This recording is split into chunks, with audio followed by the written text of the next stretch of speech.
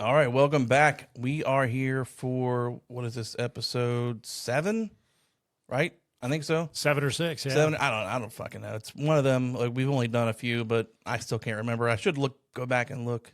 But this is how we got here. This is the podcast where we talk about, a topic, and actually tonight it's going to be about a specific person per se. But we want to figure out, where they started, where it started, and how it got to where it is today. I'm your host, Jay. We've got Paul as the co-host and our very special guest, the one, the only, who has the most common fucking name in the world, but it is the one and only, Scott Smith. How you doing, man? I'm good. Thanks for having me. Oh, you're good? Yeah, I'm very You're good. You're over there fucking smiling like a kid on Christmas right now. Yeah, everybody's trying to figure out who Scott Smith is right now. Exactly. Well, I don't think I've ever seen you not smile. No, I'm always happy. You ever unhappy? No, sometimes. I'll talk to fucking Amy about that. So when people say, I don't know who Scott Smith is, they need to know Scott is a Renaissance man. I mean, he has done so much over the course of his life that it is we're going to touch on all this stuff, but it's amazing all the different areas that he has touched and all the kind of things that he has in terms of employment, in terms of hobbies, in terms of passion. He's done all this kind of crazy stuff. And just by way of introduction, Scott is presently the chief of police in the city of Ludlow. He's also the city administrator in the city of Ludlow. He's also the founder, co-owner of Northern Kentucky Martial Arts. He does all these 3 things at once, and he does them all well. Did I leave anything out, Scott? You did anything else? He's got an 8-inch dick. I'm very well endowed. I don't know that I do them well. I do them all, but I don't know if I would say I do them well. But what else you got going on? So anything you want to promote? Anything other than? I mean, on top of all those things, one of the things I do is we travel the country. I have guys come and we do a lot of police jiu-jitsu. There's a lot of movements around the country to have people train cops. So sometimes I go to D.C. I go to a lot of their states, different places, trying to get cops involved in jiu-jitsu. Just to give you an idea, at our gym there in Ludlow, if your police department or your city will sponsor you, a cop can train at our place for $6 a month. They can do whatever they want. They can train every single day. If all they want to do is yoga, they could. It's $6 a month. Why are you charging so much?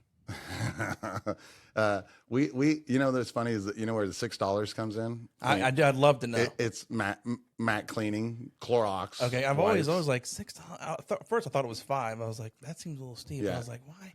Yeah, we went really crazy. We buy the good Clorox wipes. Oh, that's right. That's where the extra $1 comes in. Yeah. Well, we had to charge something, and the only reason we charge anything at all is because we want the cities to take accountability. We want them to own it a little bit. Now, if a guy just comes in and wants to pay, what we were doing before is $70 for each cop to train there. And I said, you know what? Let's make the cities own it, own the fact that they should be training. And currently, we only have 4 cities that take me up on it. And we've got Highland Heights, right? No, not Highland Heights. Lakeside takes us up on it. Wilder takes us up on it. Fort Thomas. Fort Thomas, yeah, that's what I was thinking about. And Fort Thomas. So most of them, they don't want to do it. They scream liability. They don't want to have somebody injured. It's really a cop-out is what it is. And the sad thing is police officers don't want to do anything they're not getting paid for. Yeah. They're not going to go out of their way to do it. If they're not getting paid, they're not going to show up. We've gotten to a point in life where everybody thinks, oh, well, it's not going to happen. It's a gamble. And if it does, I got a gun, I got pepper spray, I got whatever. But the truth is 99% of them can't fight. Can't fight at all. Yeah, and I would think if you can't fight, you resort to the only thing that's going to get your ass out of a fucking bind. Yeah, and that's usually what happens. Is what you see on the news. Well, and we've had this conversation before. You got a lot of police officers out there. They can talk to somebody, or they can resort to sometimes lethal force, and they don't really have that skill set in between to de-escalate a situation that where a person does not get injured. Is that why you're offering this program to people? Oh, yeah, absolutely. What we see is that guys will react out of either frustration or fear. And if it starts getting a little sideways and they don't know what to do, they can't get this person under control, or maybe they just get in a bad situation. They did fall down, they did get put in a headlock, whatever, that they will resort to the one thing that they say. Because the one thing they say in policing all the time that drives me crazy is, no matter what, you go home to your family, no matter what. Well, that's not true. right? It's like when you enlist for the military, you may not come home. So to say to somebody, hey, you should get it in your head that you're going there for a purpose, and it isn't go home at all cost. You want to go home, but you also want to do it right. You want to be safe. You want to, hopefully the suspect is as safe as possible. And if they're reacting out of fear or lack of training, they're going to do something stupid. And you might go home that night, but you might enjoy a prison cell for the rest of your life too. So I know honestly, we could probably spend a whole episode on policing and I'd rather not. But you know what, Scott, this is about you, okay, baby? Oh God. All right, we're here to talk about how you got to where you're at today, and you talk about military. You were in the military, right? I was, yes. Army. I was in the Army. Ranger. Yeah, I was the 2nd Ranger Battalion. And if you ever seen Scott, he looks like a little bitch, like a little tiny little bit. No, he doesn't at all. I swear to you. And then you look at this guy and you go, yeah, he wants to kill people. He wants to kill me. But then you get to know him and you're like, you call me a crackhead, all that stuff. But I know it's from a place of I'm love. not a polished person. Here's my fondest memory of Scott. I was about, I don't know, 3 months in to jiu-jitsu. I was just getting to the spot where I wasn't, completely exhausted after 30 seconds. I could make it a minute, right? Stop holding your breath. Right. So Scott's like, so nobody's there. Scott's wanting to roll, right? So, and he's being Scott. He's fucking with me. But I'm laying on my back, and all of a sudden, I just see this giant ass foot coming right for my fucking face, and Scott's got this biggest smile on his face. And he just puts it right next to my head, and I just saw this look in his eyes like, I could have killed you. Right there. I think you're being a little dramatic. No, it's how I saw it. That's how I saw it. That's how that story's being told. That's how I'm telling it. But well, let's ask Scott, though. You brought up the Rangers. So, Scott, what made you decide at that point in your life that you wanted to join the Army? And then was it always to be a Ranger, or was that a decision that you made after you got in the Army? So... Funny story, kind of a lead up to how I ended up in the Rangers. A lot of my life, if we go through a lot of his ultimatums or crossroads, right? We all have ultimatums or crossroads that we come into in decisions. Originally, I wanted to go into the Marines. I always thought I wanted to be in the Marines. And there was a recruiter at the high school at the time, and he was just a cocksucker. Hated him, hated everything. I mean, he's just arrogant, stupid, didn't want to answer any question. He's busy being the Marine that he was, and nothing against Marines, but they're all dipshits. So I was like, what an ass, right? And at the time, I was a really good wrestler. I was really in good shape, but he wasn't even humoring the idea of whatever. And I didn't have aspects of going to college. I come from a very poor single mother. I knew I was going in the military. That's what I was going to do, but I wanted to do something honorable and good. But so I was kind of deflated. I was like, this is not working out. Well, my wife, Amy, who I've been with 30 years now, she was being headhunted by the Army. They wanted her to come in to be either a doctor or a lawyer because her tests were off the charts. We weren't dating very long, and they actually had a recruiter come to her house and was talking to her. Well, I just happened to be there, and he's going on, and he had all these pamphlets laying there. And of course, she was having no part of the Army. I mean, if you knew my wife, she's not going anywhere near it. And I said, hey. Well, she goes near it every night. Yeah, well, she goes, but she ain't going in it. Well, okay, well, it goes in her, you know what whatever. I mean? So what happened is I said, listen, I'll join, but I want to jump out of planes. I want to shoot people. I want to do all the cool shit that you see in commercials and stuff. Be Rambo. Right? And he's like, and the funniest thing about it was the guy was a chaplain. And he says, listen, I have no idea. He goes, I know of a couple things. I'll get back to you. And he did me right. He looked into it and he said, here's what you can do. But the odds of success are pretty slim. But if you want to do it, I'll do it the way I'm told to do it. And he steered me right. And that's how I ended up going to the Ranger Battalion. That's interesting because, I mean, normally you see. So when I was in high school, I signed up, was going to be in the Air Force. And then they told me I need to lose some weight. And I said, fuck you, I'm going to college. Okay. But the recruiter was more like a salesman than he was, somebody there to get somebody to serve their country. It seemed more like he was trying to sell me a used car. Yeah. But it sounded like that guy was like, listen, dude, I don't know what the fuck you want to do. I don't know if I can get you there, but here. It sounded like he wasn't trying to sell you. Oh no, he didn't try to sell me at all. And I told him, I said straight up, this is what I want to do. And he says, let me look into it. And he ended up getting there with a guy who's in a Ranger Battalion. He says, here's what he's got to do. You got to get it into a contract. And there's only so many spots that come up every so many months and stuff. So I actually went to Indianapolis, and I sat there for 2 straight days waiting to get a slot into a contract. I signed the contract then. And what all the contract says is they're going to put you through basic, then you're going to go to AIT, and then you're going to go to airborne. And right after airborne, you have the opportunity to go to RIP. And now it's called RASP. They call it RASP, which at the time is RIP, is Ranger Indoctrination Program. It's 3 weeks. That's the make or break. You get through that 3 weeks, you get assigned to a battalion. That doesn't mean you're a ranger. It just means you're going to assign you to a battalion. But that part you have to get in your contract. If you don't ever get that in your contract, the odds of getting it later are slim. So he steered me right and said, and I sat there for 2 days waiting for that contract to come open. And so he did me good. And I do want to talk about your military experience and background, but this show's about how we got here, right? And you're starting in the middle here. I don't want to start in the middle. All right. Tell me your first memory as a kid, like the very first thing you remember as, being a kid. Oh, good Lord. I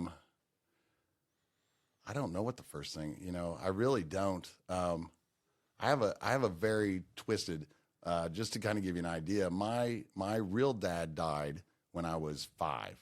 My mom remarried when I was 6 to a guy who was not a pleasant individual. She, we'll just say out of better terms, it was a convenience thing. For her? Yeah, for her. I mean, my mom had an eighth grade education. So for whatever intents purposes, that got us till I was about 12. And then she couldn't take it no more, divorced. And from then she worked in a factory, and at the time probably made $7 an hour with three boys. So you can that child, one of them being you, one of them being me, which was horrible, and I actually was the good one. Oh shit! I know, yeah. Lord, pray for Scott's mom. If you met my other 2 brothers, you'd be like, "What in the hell?" Sociology books could be written around us 3. Trust me. So, what got you into wrestling? I played several sports up till high school, and what happened is going into high school, my freshman year, I weighed 95 pounds, and I just wasn't grown. I was a small guy, and I played my freshman year of football, and I took such a beat down. It was awful. I mean, I was getting hit and some of my friends, they're 170, 180, 200 pounds. I mean, I'm from Indiana. Everybody's farm fed there. They're all farmers and shit. And you either play basketball or you wrestle. And at the time in the 80s, 90s, it was basketball. So they're huge. So I said, man, this is crap. Well, I've wrestled since I was in 4th grade. So what I did, I said, man, I'm safe wrestling. I'm good at it. I'll just stick with it. And it's weight for weight. And I stayed wrestling, and I wrestled all 4 years, and I did well. I was a good wrestler. I wasn't the best on the team. I had some guys on my team that were phenomenal. But at the same time, I knew I was not going to go to college. Why? Well, because my junior year, now, I've been with my wife 30 years. My junior year, I was kicked out of high school. I had a 1.8 grade point average. When I met my wife, she says, I can't date a dumbass. She was married one. She was, yeah. So she married him. So she said, you have to get back in school. Yeah, we can't even introduce you to my mom and dad until you get back in school. And so so that's what I do. I get back in school and I go to the counselor. I said, hey, what's it going to take to graduate? And he says, you should quit. I think you should quit and just get your GED. And I said, wow. look, dude, I just tell me what I got to do. Between my junior and senior year, I had 3 English classes. I doubled up on everything, took summer school, graduated with like a 3-point whatever. One of the deals with me dating my wife was I had to bring my books home. I'd never taken a book home until I started dating her. And then she's like, where's your book bag? Like my mom, But, at the time, my mom is a single mom. She was working in a factory half-time at night. We were really doing whatever the hell we wanted. Between me and my brothers, it was a free-for-all to do whatever. Latchkey kids, is that called? Oh, yeah. Like to the 10th degree. I mean, it was crazy. It was crazyville. Now, are you the youngest, oldest, middle? Middle. Okay, so you've got that middle. Yeah. My older brother, I like to say he's like an older sister. So if you listen to this, you know you are. And my younger brother, he's 1 year younger. He's been in 3 different prisons. He's probably got more time in jail and prisons than he has not in jail and prison. There's nothing in life he has not done, I would say, and he'd admit to that. So we hit the spectrum, and then there's me, the police chief, whatever. You know, I just recognized at a very early age that I wanted to get away from that town, and that what I was in was not going to work. And I actually, a lot of people don't know that the day I graduated high school, I skipped the graduation. Most of the people I graduated with didn't think I graduated, because I went there that morning. I said, "Give me my paperwork," and I got on a flight to the Army. They gave me an option to leave a month or two later. I said, "No, I'll leave that day." And you were with Amy still, like Yeah. during the whole thing. Yeah. So we were dating, and she helped me get through high school and taught me how to study and all that good crap. And I mean, and it sounds like your mom. I mean, your mom did what she could. I mean, it doesn't sound like she was a bad mom. She was trying to provide for three kids. No. But when you grow up like that, I mean, you kind of only have a couple options. Either one, you're your little brother and you just fucking drink, and because I mean that's not a good emotional place to be in, right? No. Having no dad, mom's gone all the time. You got you as a brother who's going to cause a ton of emotional damage. Or you can take the opposite route of like, I'm just going to get the fuck out of here and not be that. Yeah. It sounds like you're like, this is not, because you've got kids of your own, and I see the way they talk to you and they're around you. They definitely respect you and love you. And I think maybe somehow you grew up, like I'm not going to be that. Even though like so you're not blaming your mom for what happened, but you didn't sound like you just didn't want to be in that environment. Yeah. Yeah. I mean, what were my options? I knew I hated school. I hated the whole idea of it. That's crazy though. It was Amy who like. Well, and the irony of the whole thing is now I'm the highest educated person in both our families. That's the irony to the whole thing is, I'm now really close to her parents, and her dad was an accountant. They come from a very established family, very proper, very not what I came from. And actually, her mom used to work with my mom's boyfriend, or next to him at the same stores next to each other. And he used to tell her that I beat my mom and that I was a drug addict and all this stuff. So Amy's dad? No, my mom's boyfriend. Okay. He was a piece of shit. Didn't like me. So what he used to tell her mom, because they worked at stores next to each other, "Oh, your daughter's dating Scott Smith. He's a piece of shit. Dude, he pushes his mom. He does all this stuff." Completely lied on me. Because the funny thing is, I never drank, did anything. I never drank alcohol till I was in the Army. I didn't do any of that stuff. Now, my brothers, on the other hand, there was pot parties, cocaine, there was everything. Now, I never did those things. So what happened is when I had to meet her mom and dad, when I met her mom and dad, I had to go into it knowing what they thought of me. Wow. Knowing I was, and if they found out I wasn't in school, that would just help, not help the situation. So you must have really loved Amy. You must still love her. Obviously. You're still together. Yeah. That's why I keep her. Well, she's not a quitter. She won't quit. I've tried to get her to quit a few times, but she's not a quitter. No, well, my wife can't either. We've been married for 18 years. I've tried like hell to listen. I leave the door open and she's still there. Well, you didn't even know my wife existed till you thought she that was is fake. True. That is true. I thought you made her up till I met her. So we know college. You just the fact that you told me you hated school or you didn't hate learning. It doesn't sound like. No, I hated the politics of schools. Right, especially where I was from. If you weren't from a certain family, what part of Indiana? Greensburg, Indiana. What school did you go to? Greensburg. Okay. It's if you're taking 74 West, you'll pass Batesville, New Point, Greensburg. My wife went to East Central. Yes, we used to play them and stuff. Did you have something called fast time and slow time? Yeah, no, we didn't know. We didn't do that nonsense. You know what that is? Yeah. Oh yeah. Isn't that the most fucking hillbilly shit? Yeah, that's hillbilly shit. So you know what that? You know what fast time and slow time is? Yep. All right, so I'm from Northern Ohio. apparently there's Indiana's in the fucking twilight zone, because there's a point in time where your school and where you live are in different time zones. They still do it down around Columbia and Campbellsville, Kentucky. Yeah. Because my mom's family is down those sticks down there. They still do it there. So one people may say, "Hey, we're going to whatever," and it's fast time. And the other one's on slow time. And what it is, they don't change daylight saving times. One stays on one and the other doesn't. So that's what it is. So it's 6 o'clock here and 7 o'clock there. Yeah. But like if you go down, a perfect example is Columbia and Campbellsville, Kentucky. Columbia honors slow time. Campbellsville honors fast time. So their businesses and everything close on those times. So if you're somewhere in the middle and you decide to go one town or the other, You got to know if it's closing on slow time or fast. It's absurd. It's hillbilly shit. It is. It's some hillbilly shit. So Well, let's jump ahead. Let's jump ahead a little bit because Scott's right. Because we're going to end up spending like 2 hours before we even get through some of this stuff. Yeah. So You're the ones that got it going on this bullshit. I know. We get on the tangents and it goes down that road. Paul says we, but he really means me.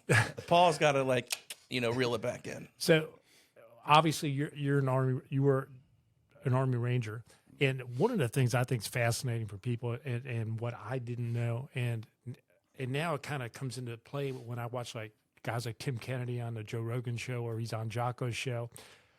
Kennedy's got friends who are SEALs, but he's got a little bit of an issue, it sounds like, with how they self-promote.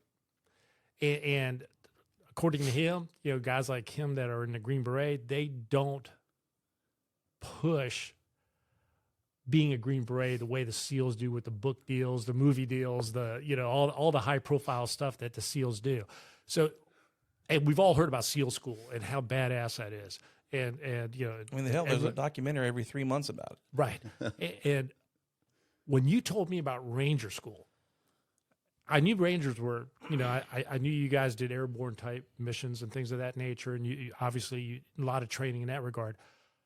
But let the people know what Ranger School is like and what you've got to do and the kind of, what makes you fail it and guys that have to restart it and all this kind of stuff, because it is fascinating and it's really, I think it sheds light on the Rangers in the sense that from what you've described to me, what the SEALs do, it's great, in terms of training and stuff like that, but you guys are right up there with them, if not. Yeah. I mean, people used to always ask me, what's the comparison? And I said, listen, they're all part of the special ops community. It's just everybody's got a different job. Different people are doing different things. I mean, they're elite for what they're doing, right? If it comes to waters and those kinds of things, you want the SEALs. If you're clearing airfields and doing those kind of things, you're going to want the Rangers. Going back to the promotion thing, it's kind of funny because people. Because your book's coming out next No, month? never. I would never do that. But they back in the probably early '90s, that stuff started happening, and people you said, and I said, oh, the Rangers will never do that. They'll never do that shit. They're never going to promote and bastardize themselves. And then a movie came out, and it had Nicolas Cage. Of all people. Of all people. And the movie is so stupid. I can't remember this day. I know my wife would remember because we went to the theater and watched it. I was like, how fucking embarrassing. I can't believe they okayed them to say that. And he was wearing a beret and shit. It was awful. And when I was in, it was back when the Rangers were the only people who wore black berets. After I got out, they switched to where the Army wanted to advertise and do a big marketing scheme, so they gave the black beret to everybody. So the Rangers talking about Con Air. Con Air, yes, yes. If you're in that, he's a Ranger, and it's so rednecky, stupid. It's awful. But we were like, that's the movie you chose. That's what we went with, and that's how they decided to kind of promote. And it was awful. It was a flop. But the SEALs do a really good job of promoting their bullshit. Is what they do. And because what happens is it's about recruiting. They're just trying to recruit. Mm-hmm. All their bullshit and all their talk is they know their recruitment's going low because we're breeding a bunch of pussies nowadays, and there's not the pool to pull from. And Tim Kennedy talks about that. He's talked openly about the fact that the recruiting pool is so small that the special ops teams are usually short men. Oh yeah. Yeah. You don't have complete teams. Yeah, it's miserable. And I'll tell you, to be honest, so it just so people know, the Ranger School itself, if it wasn't called Ranger School, Rangers wouldn't go to it, right? Because what we do in the Ranger Battalion, and this I want to make this clear, when people talk about Rangers, there's a difference between me and the Ranger Battalion and other people that say they were Rangers. So if you're not from a true Ranger Battalion, 1st, 2nd, 3rd Ranger Bat, you'll hear guys say they're Bat Boys, they're from a Ranger Battalion. Those are true Rangers. And what you do daily is Ranger School. Everything that you do in Ranger School, that's the daily life. Now, if you're the elite of 101st or 82nd, and usually you got a bit of a rank and stuff, there is a process where you can go to Ranger School and get the Ranger tab, right? So you went through that school, and you were a captain or a leader in that unit, and you probably were the better of them, but you went to the Ranger School. And a lot of guys will say they're Rangers. They're not Rangers. right? They're in the 101st or they're whatever, but they wear a Ranger tab. But why? Why are they not Rangers? Because the difference between a Ranger, a true Ranger, is that when you go into a Ranger battalion, that 3-month school that they did, that we're about to talk about, that's hard and elite and stuff, is what you did on a daily basis. To know a true Ranger, he wears a scroll. On his left shoulder will be a Ranger scroll, and the scroll is way more important than the tab. So everybody puts the emphasis on the tab. True Rangers put more emphasis on the scroll. The scroll means that you lived it every day. So they did it for 3 months. Yes. And Ranger school was easy for me. It wasn't that difficult. I mean, it sucked. Don't get me wrong. I mean, and for most people, they'd be like, that is crazy shit.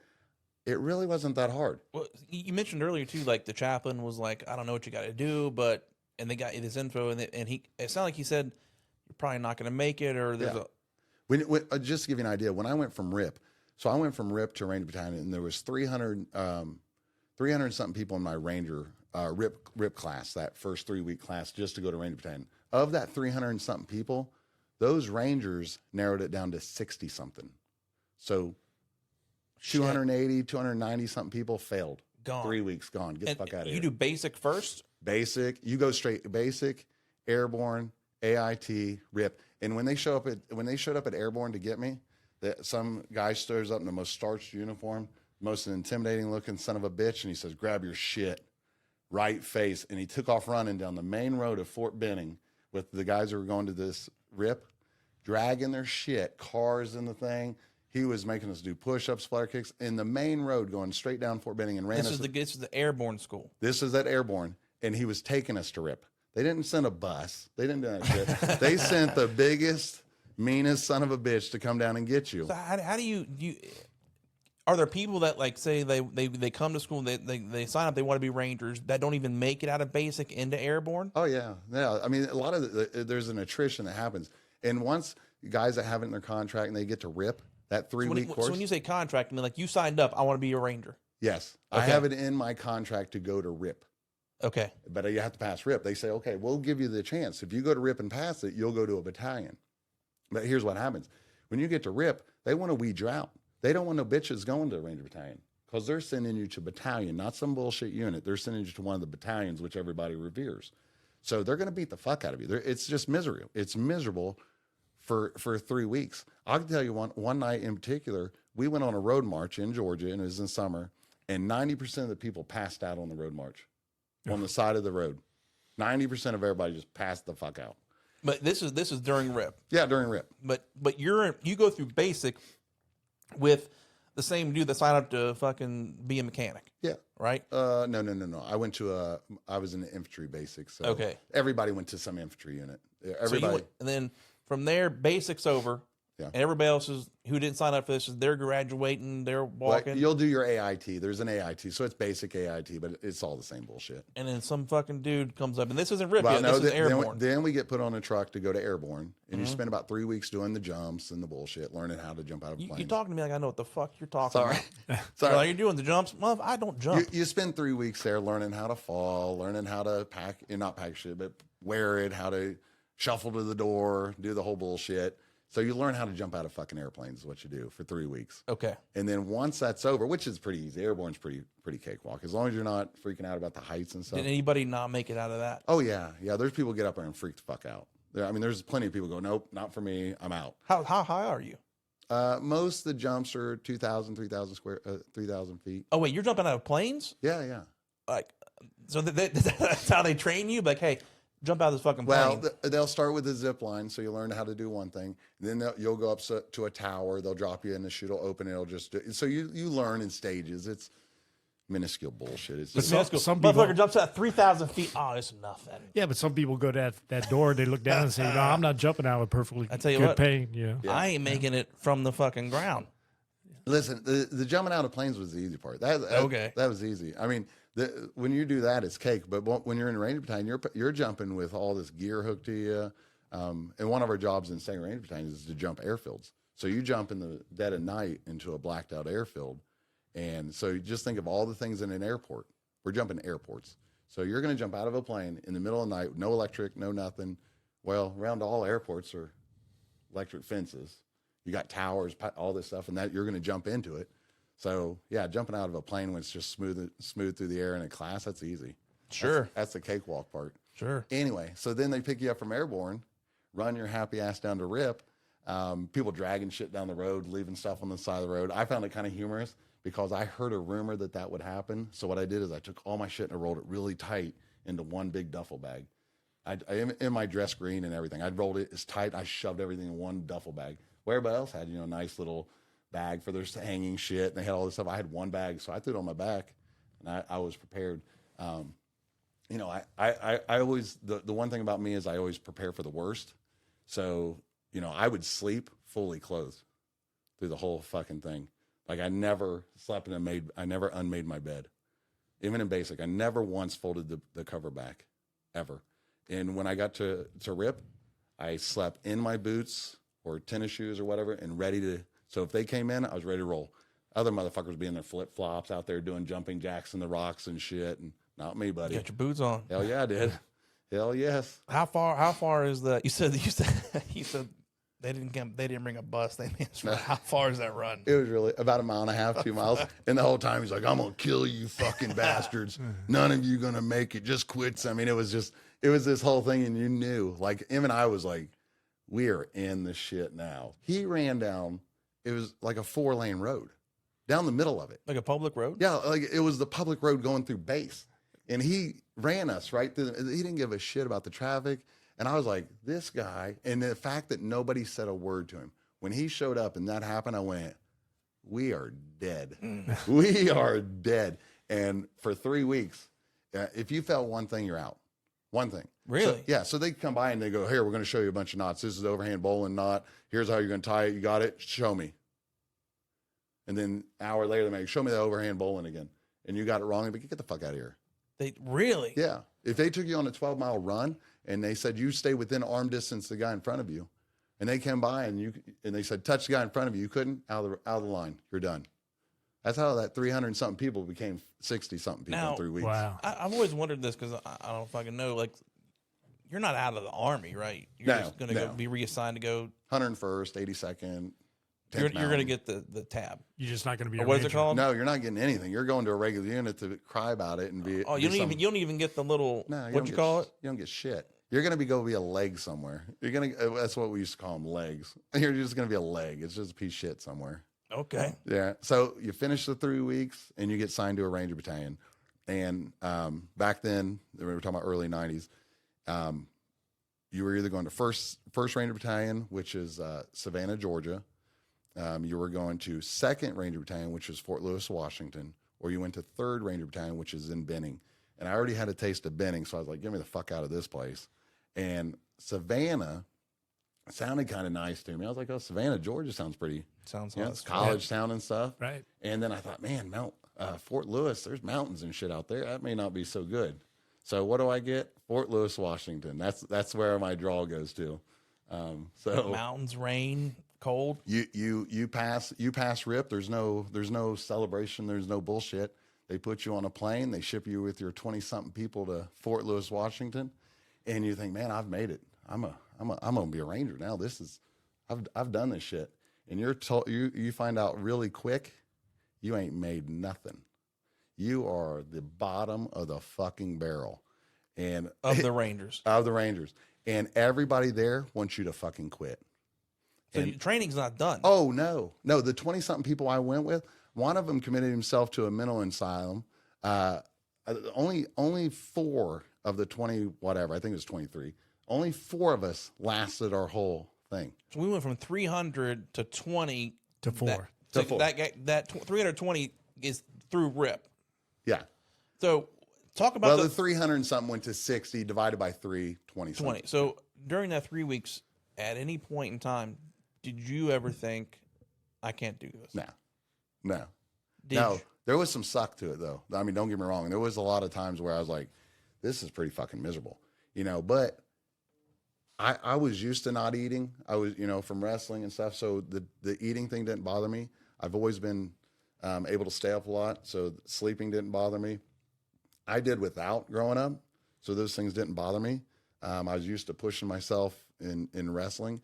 So really, it really wasn't that hard for me. I didn't think it was that bad. Now, it sucked. Now, Yeah. now I want to be very clear. It sucked enough to where most people quit. You were kind of a little. Sound like you're a little hardened. Yeah. Sound like God had a plan for you, boy. Here's the truth too.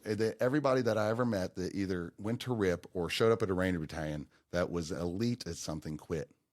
So, perfect example. I was in RIP with a couple guys, and one of them played college ball somewhere, football, and another one I heard was like a star baseball player or something. They quit right away because they're told, "Oh my God, little Jimmy, he's a fucking star," right? All these kids that are talked up. When you get there and you find out, I am nothing. The coddling stops. Oh, there's not only coddling, but they tell you, I want you to fucking die. Yeah. Like they tell you every day, I hope you die here.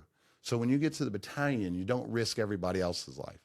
And then when you get to the battalion, they tell you from the moment you step on that, and it's an eye opener. When you get to the Ranger Battalion, what happens is you walk inside of a compound surrounded by a big fence, 4 barracks in it, and you are in another world. And they tell you, we're gonna kill you. We are gonna fucking make you quit. So this is still training. You're not officially a ranger at this point. Well, you're wearing the scroll. Okay. You're wearing the scroll. So technically you are a ranger. But what happens is now you're being assigned to a team or squad or whatever, whether it be a weapons. And I'll tell you where I ended up going because it's another humorous bullshit. And I'll tell you how my first night goes, just to give you an idea. First day I get there, it's pretty quiet, but somebody, when we get there, he said, you guys are going to need to know, you're going to fucking pay. And they want you to quit. And this was a younger guy who hadn't been there very long. And I was like, man, it's kind of quiet. Where's everybody at? And he said, well, they're supposed to be on the jump and it got canceled. So you guys are fucked. So what happened is they all went out to do this mission, went out to do a practice run and some shit in the mountains. And the jump got canceled because it was rainy and shitty out. And they said, you're going to stay here and they're going to come get you. And the fact that they've been out all day and then they were in this fucking airplane and nobody jumped. And now they're going to show up angry as fucking hungry. You guys are going to pay. So they wanted to jump. Oh yeah. Yeah. You don't ever want to get in a plane and come back out of it. No, like once it's a big juju, you go up in the plane, jump out of it. Don't land in it. don't. Yeah. So these guys are coming back with a bad attitude. Yeah. They haven't eaten all day. They were supposed to do a mission. They It's didn't the do exact shit. opposite. How every time I get in a plane, I do not want to jump out of it. No. You become very superstitious. Yeah. So anyway, they show up and they tell me, they go, you're going to Alcatraz. And I said, what's that mean? They go, the place you don't want to fucking be is what it is. It was Alpha Company. Alpha Company was considered Alcatraz. So I got hit with a double whammy. I went to Alcatraz, Alpha Company, and then they stuck me in a weapons platoon, weapons squad. So I was in a machine gun. And the name of the squad was Maggots. I was a maggot. They said, you're going to be a maggot in Alcatraz. That doesn't sound fun. No. So when the guy showed up, coming from Alpha Company, the guys that I was over there with, we low crawled in the mud, remember it had been raining and stuff, dragging our shit across the quad, a muddy quad, in our uniform and stuff. We low crawled to the building. Then we low crawled through the hall, up the stairs. I was on the 3rd floor, crawling up the stairs and shit. When we got up there, everybody was waiting. And they're throwing shit at you. They're fucking angry. And a guy comes to me. He's like, you're mine. He ended up being a team leader and squad leader in the Maggots. They take me to a fucking room, and you have all your shit, and they start dumping it in the middle of this room. Now, there's different guys that ran to Burger King, Taco Bell. They were bringing back food for all these guys. And they're just throwing fucking food at all over the fucking place, throwing it at me, throwing it on the ceiling. I was like, what in the fuck world did I just enter? All my shit that was issued to me is everywhere. Guys are stealing my shit. And at the same time, he's like, we're doing a PT test. He's like, get ready. You're going to do push-ups. Go. And now they're making me push-ups, sit-ups, run up and down the fucking hall for a mile. Up, down, up, down, up, down, up, down. It ain't a mile yet, motherfucker. Run faster. Low crawling in the thing. They're quizzing me on Ranger shit. There's no fucking possibility I'd know. God damn, you're stupid. Do more push-ups. This went on for hours and hours and hours. And at the same time, they're going, 5 a.m., we're going to be going on a ruck march. You're going to have this done, this done, this done, this done, this done, blah, blah. And they're laying off all this shit while I'm getting my ass smoked. And I was like, I can't remember any of this. This is madness. And when they leave, the room is destroyed. I mean, ketchup mustard on the fucking ceilings, People are just laughing, drinking beer at this fucking time, shit everywhere. I was even supposed to sew a little glow, they call them cat eyes, on the back of my fucking hats and shit. You had to have a name tag on the back of your hat. There's special ways you have to do shit. And ours were triangles. And I had to have 2 triangles in the back of my fucking hat so somebody could see you from back. That had to be done by morning. It was already like fucking 2 a.m. And at 5 a.m., somebody's coming to get me. And guess whose room I'm standing in? Mine. I'm in my fucking room that they just destroyed. I had 2 roommates, and they said, we'll be back. You need to get this motherfucker clean. And I was like, The one that they were just having a party in. Yeah. Yeah. And they're leaving. It's 2 fucking a.m. I'm smoked, exhausted. All my shit's fucking everywhere. There's food fucking everywhere. And they said, dude, there can't be nothing in this room.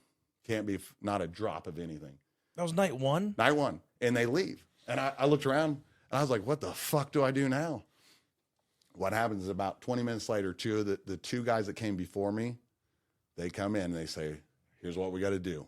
Because they had already went through this, right? So the 2 guys that come before you help out. So then later when somebody come after me, I'd help out. And they come in and start helping you sew. They're like, drag everything out of this room. I had to drag every fucking thing out of that. 4 wall lockers, 4 beds, everything. And scrub that room from top to bottom. Buff the floors. Get all the shit in there. Spit shine all the boots. Finish sewing up my shit. Get my packs ready. Get everything ready. And that room had to look like it had never been touched by 5 a.m. I had literally just finished. I was fucking exhausted. I'm fucking dying. The other 2 guys, they helped me. They really did. Without them, I'd have fucking been dead. They went to sleep. They're like, dude, we gotta get some sleep. So they take off. I'm double checking, and in walks this fucking guy, and his name's Stoller. That's his name. He is the fucking boss. I have no fucking idea who he is. He goes, who the fuck are you? And I was like, I'm Scott Smith, sir. And he goes, oh, fucking. And I knew by the look in his eye that I was fucked. Like, fucked. He was probably 6'4", 6'5", in shape like a son of a bitch. And he was not the guy you fuck with. He was not the guy. He goes, you don't know who I am. And I was like, no, sir. He goes, you call me sir one more time, I'll kill you. Oh my God. He's not an officer. No. He was my squad leader. Yeah. And I was about to find out the real fucking hard way how this was going to go. So I hadn't slept. Now remember, I've been up for however long, done all this shit. They showed up and they said, here's your rucksack. We need to go. So we go out in front of the barracks. I'm carrying a rucksack. It's 50 fucking pounds. It's got nothing but plates. It's got 50-pound plates in it. It's a rucksack carrying plates. Everybody else got rucksacks. I'm like, this is fucking madness. I'm wearing boots, BDUs, all that shit. We got outside. They said, all right face. Guys, some of these people I've never even seen. We start running down the fucking road. Smith, tell me the fucking Ranger Creed. And you couldn't make, everything's mistakes. Do push-ups, motherfucker. And they keep trucking. Everybody in my squad running sub 6-minute miles. Everybody. And I kept looking at them going, how are they fucking running so fast? I'm fucking dying. Get up, motherfucker. And I'd run, catch up with them. Hey, you're a team leader. I don't know the fucking team leader. So you got to do push-ups while they keep running. And at they're a sub 6-minute mile. And they're creating this huge gap, Yeah. and you got to catch up. And then you're sprinting and then you would sprint. And then you think, okay, how can this get worse? It can't get fucking worse, right? And you can't answer any questions because you don't know the fucking answer. You don't even know who any of these people are. You don't know anything. And if you did, your brain ain't fucking working. So you're fucked. And then they take a left turn into the fucking woods. Now remember, you're in fucking Mount Rainier. This is not the woods like we know woods. Yeah. It's fucking the woods. Fucking shit out there will kill you. So they're fucking full out running. We get running, the same thing. Ask me questions, doing shit. Do flutter kicks, you fucking idiot. Keep running. And they never broke stride. I never think it. At that moment, I thought, I can't do this. There's no fucking way I can manage this. And it got worse. They said, pick him up. And there was a guy I was in the unit with, and his name was Greaser. Just to give you an idea what he fucking looked like. He looked like you, pretty much. Just so in shape, beautiful, gorgeous. He was like, I don't know how he ran. I don't know how he did what he did. But he was a big country meatball motherfucker. And he probably weighed about 250. And they said, put him on your fucking shoulders and carry him up the hill. So I put him over my shoulder, plus my 50-pound rucksack that I was carrying, and I'm running up this fucking hill in slow motion while they keep running. And then they're like, get back here, motherfucker, put him down. So then I'd put him down. And they're like, do it again, pick him up. And the whole time I'm thinking, he's like, don't quit, motherfucker. Don't quit. Who you're saying that No, to that's yourself? what Greaser's saying. That's what he's saying to him. He's like, dude, you quit. He knows they're trying to break you right there. Oh, and they were fucking going to break me. I'm telling you right now, it was horrendous. And we ran for about 10 miles. 10 miles that morning. We ran, and it was nonstop for 10 fucking miles, where my body couldn't physically do anymore. I was honestly just. Did they do it to anybody else? Oh yeah. Oh no. All the other guys that went to their own teams, their own squads. Some of those motherfuckers quit that day. So this was you. You were, how many new guys were with you? Just me in my squad. There was another guy in another squad in the platoon, but in my platoon and my squad, I was the only guy in the maggots. So of course you're gonna get fucked. Yeah, and then one of my good friends, his name's Jason Hensley. If he ever listens to this, he just retired as a lieutenant colonel. Actually, he went to another line unit, and at one point he tried to quit, and his squad leader said, "I'll fucking kill you, ain't quitting." Like he wanted to quit, but he had a team leader said, "Dude, you ain't quitting." It was. I can tell you a story about him. He's a crazy bitch. So this is all day, every day. Yeah, every day. And you think, okay, For the rest of your career, or no. So what happens is it's going to go that way for a couple months. It's going to go that way for a couple months, and where you're getting beat down, and they want you to quit. They want you just to go the fuck away. And really, you're just proving yourself to your team. You're proving to your team that you're never going to quit on them. Yeah, I mean that makes sense. Right? I mean, because you are going to live with these people, and you're going to be out. They're going to drop you in the jungles or in the desert. Just you guys. This little pocket. Even if they drop the platoon together, they'll drop the teams different places. So you may have to go off on your own. So there can't be a guy who stops walking.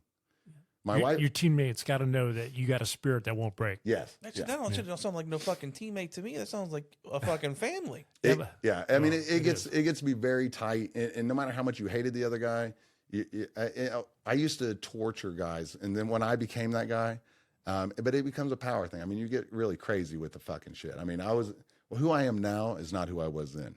You can ask anybody, and you can ask my wife. But you were crazier. Oh yeah, and I was a real son of a bitch. But you know, the thing is, I used to tell Amy she would have a problem with it when we'd be in public or we get around certain people. She's like, "Why do you got to do this? Why do you got to be this way to these young guys?" And I said, "Look, here's the deal. If you're ever out and you're running from something or you're running to something, and you got to jump off a cliff, and you're running and everybody's following you, and you jump off the cliff, I can't look back. I can't have a conversation. Everyone jumps off the cliff. They trust the fact that you jumped off the cliff, and they go without question, everyone jumps off the cliff. Because if somebody doesn't jump off the cliff, now they're a prisoner of war, they become some kind of casualty, you got to go recover them later. You know, that's there's a lot of stories where they call in Rangers to do the real dirty shit to fix the problems the SEALs fuck up. Or when there's problems that Rangers do it because they will go through the grit and the shit, and they don't leave anybody behind ever.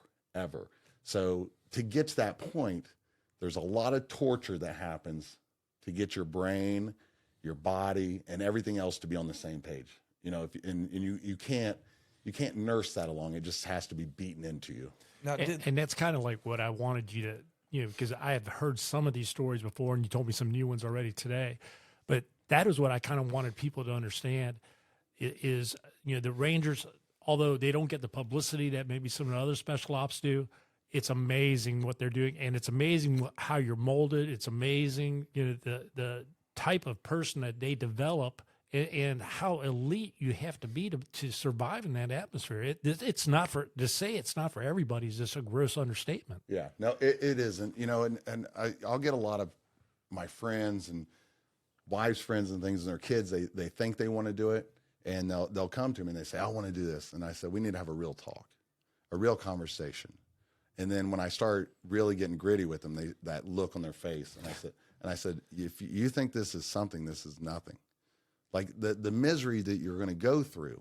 I mean, I've seen guys' feet, the bottom of their feet just tear off and them not stop walking, right? I mean, it's a constant misery of shit. And if you can't get right with that, then you don't have no business doing it, because it is one of those things you're going to be asked to do some horrific stuff, maybe to help rescue somebody or help do something. And to get to that point, you know, it takes a different kind of I'll tell you right now, if I had to go do it again today, I couldn't do it now. I'm too soft now. I'm You're a little teddy bear. Yeah, I mean, at the time though, You look hard. yeah, I look hard. Yeah, I'm very soft, like a marshmallow now. Yeah. That's a young man's game. It is a very much a young man's game, and you got to fold. You know, you got to know when to fold too. You walk out either crazy, broken. So one of the fun things that you've told us about what happened when you were in the Rangers, and for people that don't know, that in addition to everything we've already told you about Scott, he's also a Brazilian Jiu-Jitsu black belt, which, again, to become a black belt in Jiu-Jitsu is a very rare thing. 99% of the people that sign up for Jiu-Jitsu never even get close to being a black belt. Scott's been a black belt for many, many years. But you were first introduced to Jiu-Jitsu by none other than Hoist Gracie.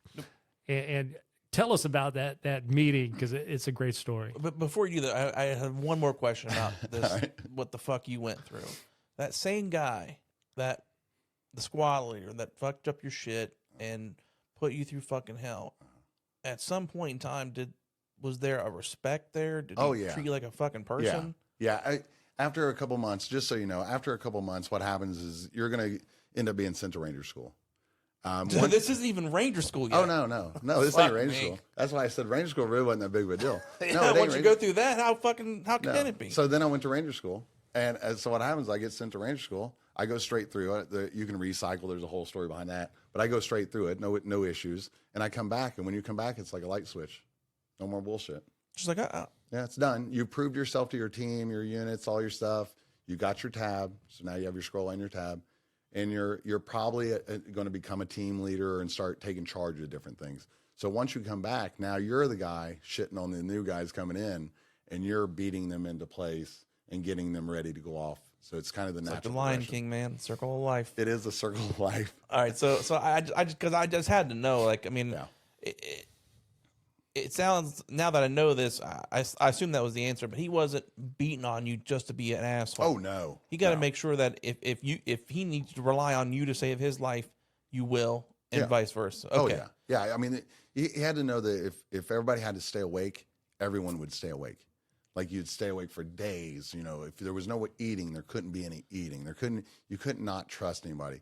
You know, like when I went to Ranger School, I found out real quick that even some of the elite guys from different units that were there were pieces of shit, lazy fucks. Just, you would see them and just go, good God, you're the best of, what a piece of shit, because they didn't have that, right? I mean, yeah, they were good for where they were, and they were whatever. But the truth is they weren't that good.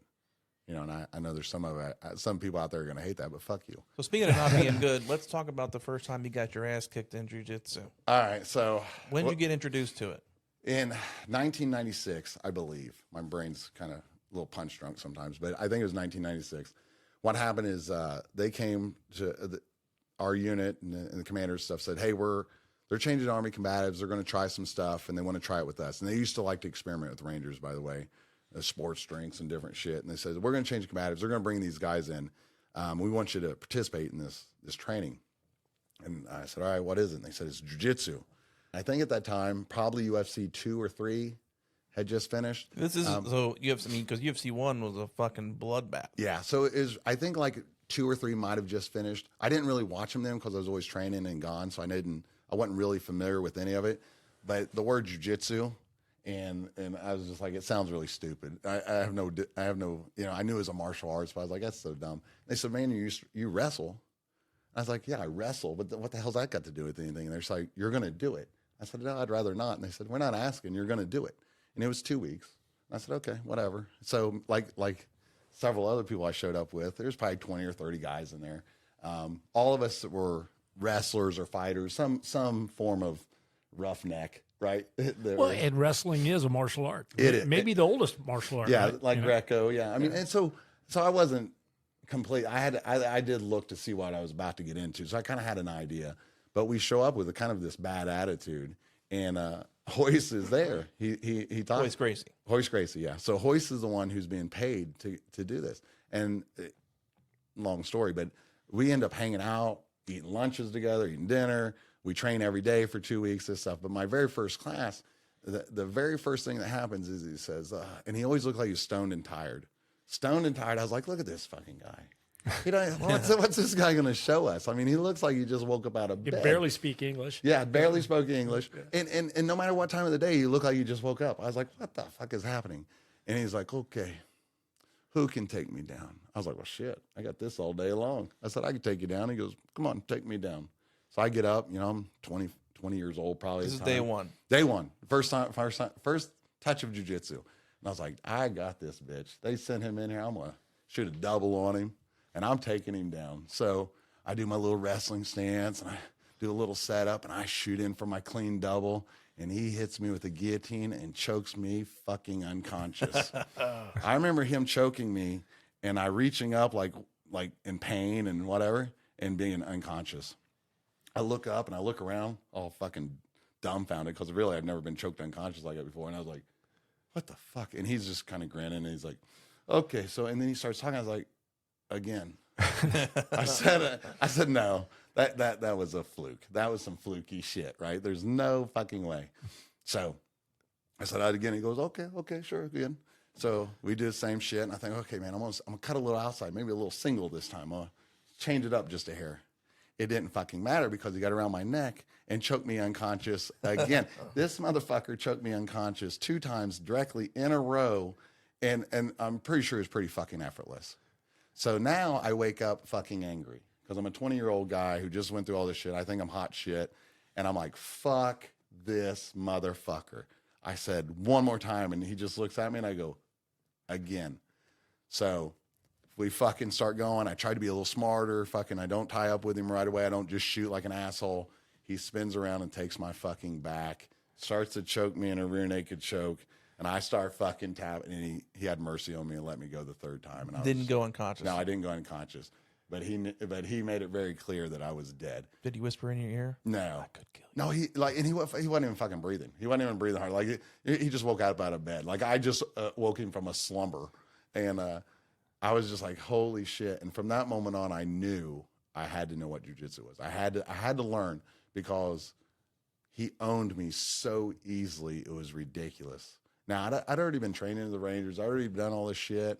I'd already wrestled for years and years and years and years, and I had zero fucking chance with this guy. Did Zero. anybody else after you? Because you were a number one dude to take him on, right? Yeah, that was number one. So we train a little bit, and he's talking and doing some stuff, and then a little bit later, there's a very big guy in the thing, and this guy was so big. I remember I used to watch him warm up bench pressing, and this is the Ranger, and he used to warm up a 315 reverse bench. Oh, wow. He was a big man, very formidable, and he used to pull a fucking Jeep up a hill and shit. I mean, looked like a monster. He's like, that shit wouldn't work on me. That's what he said. Famous last words. And I'd already been choked unconscious twice. I really wasn't even in my right mind, because I didn't have any oxygen going to my fucking brain. And I just looked over at him. I thought, yeah, it was probably like realistically 45 minutes, an hour passed. Like brain, like this guy wasn't paying attention. And he's like, I'm going to choke you with your own foot. I always told him that. Yeah, and I thought, what the fuck did he just say?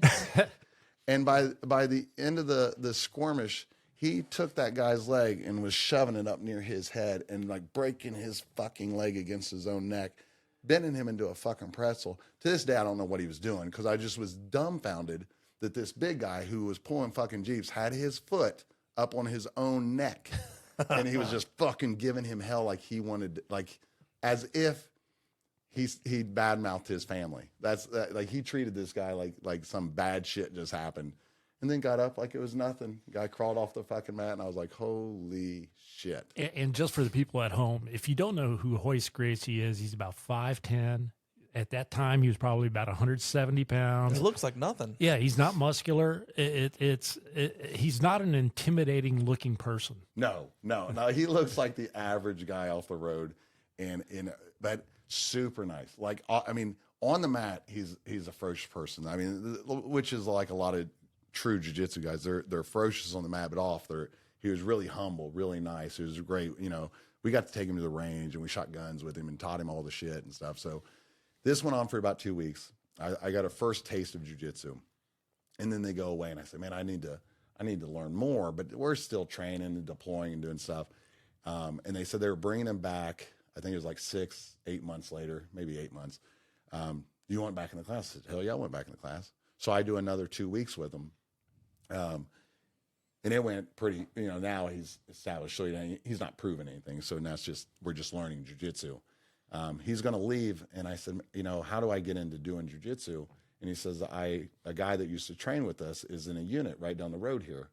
He was in a scout unit down the road from the Ranger Battalion. His name was Charles Fletcher. He said he trained with us. He's in one of these units down here. Get a hold of him. You can train with him. And come to find out, a friend of mine actually was in the unit with him. I said, you know this guy? And they said, yeah, we know him. And when I met Charles, he's by 6'4", 6'5", black guy, just a monster. But he was not a nice person. He was not there was no niceness. Was he a Ranger as well? No, or? Okay. No. He was in, I forget what actual unit was. He was in a scout unit, but I don't know what. In the Army, though. Yeah, in the Army. Yeah, okay. He was in the Army. But he wasn't in the Ranger Battalion. And we used to meet up at the main base, or the main gym on base. They have one that always has like 5 basketball courts and shit when it had a stage. And when we meet up there, he says, listen, I'll train you guys. And I won't charge you, but you show up every day. Now, was he black belt, brown belt? He was a brown belt. Okay. He was just a fresh brown belt, promoted by Hoist and his brothers, and then was training, which is an anomaly back then. Oh yeah, because the Gracie family, they put they put jiu-jitsu on the map. Yeah, and he was training with them in California, and then when I think he was in the Army, got out, trained with them, whatever, and then went back in because he was a little bit older. I remember back then he was probably 30s. He was a brown belt. And in 1996, you were lucky to get a blue belt to train you, let alone a brown belt. Oh, yeah. He was unheard of. Yeah.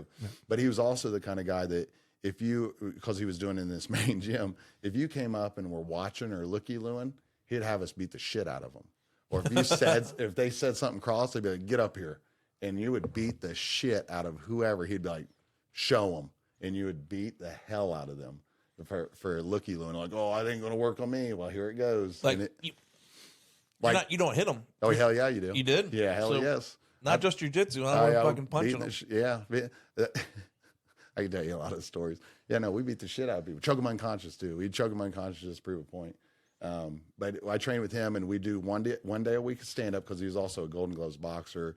Did some kind of karate, I forget. But we always did one day a week stand-up. And then the other days, realistically, it was about 3 days a week of jiu-jitsu. And we all deployed and different stuff. So that was an excuse. You were allowed to not be there if you were deployed or training. But if not, and I trained with him for about 3.5 years. I think it was about 3.5 years. And I never paid him $1.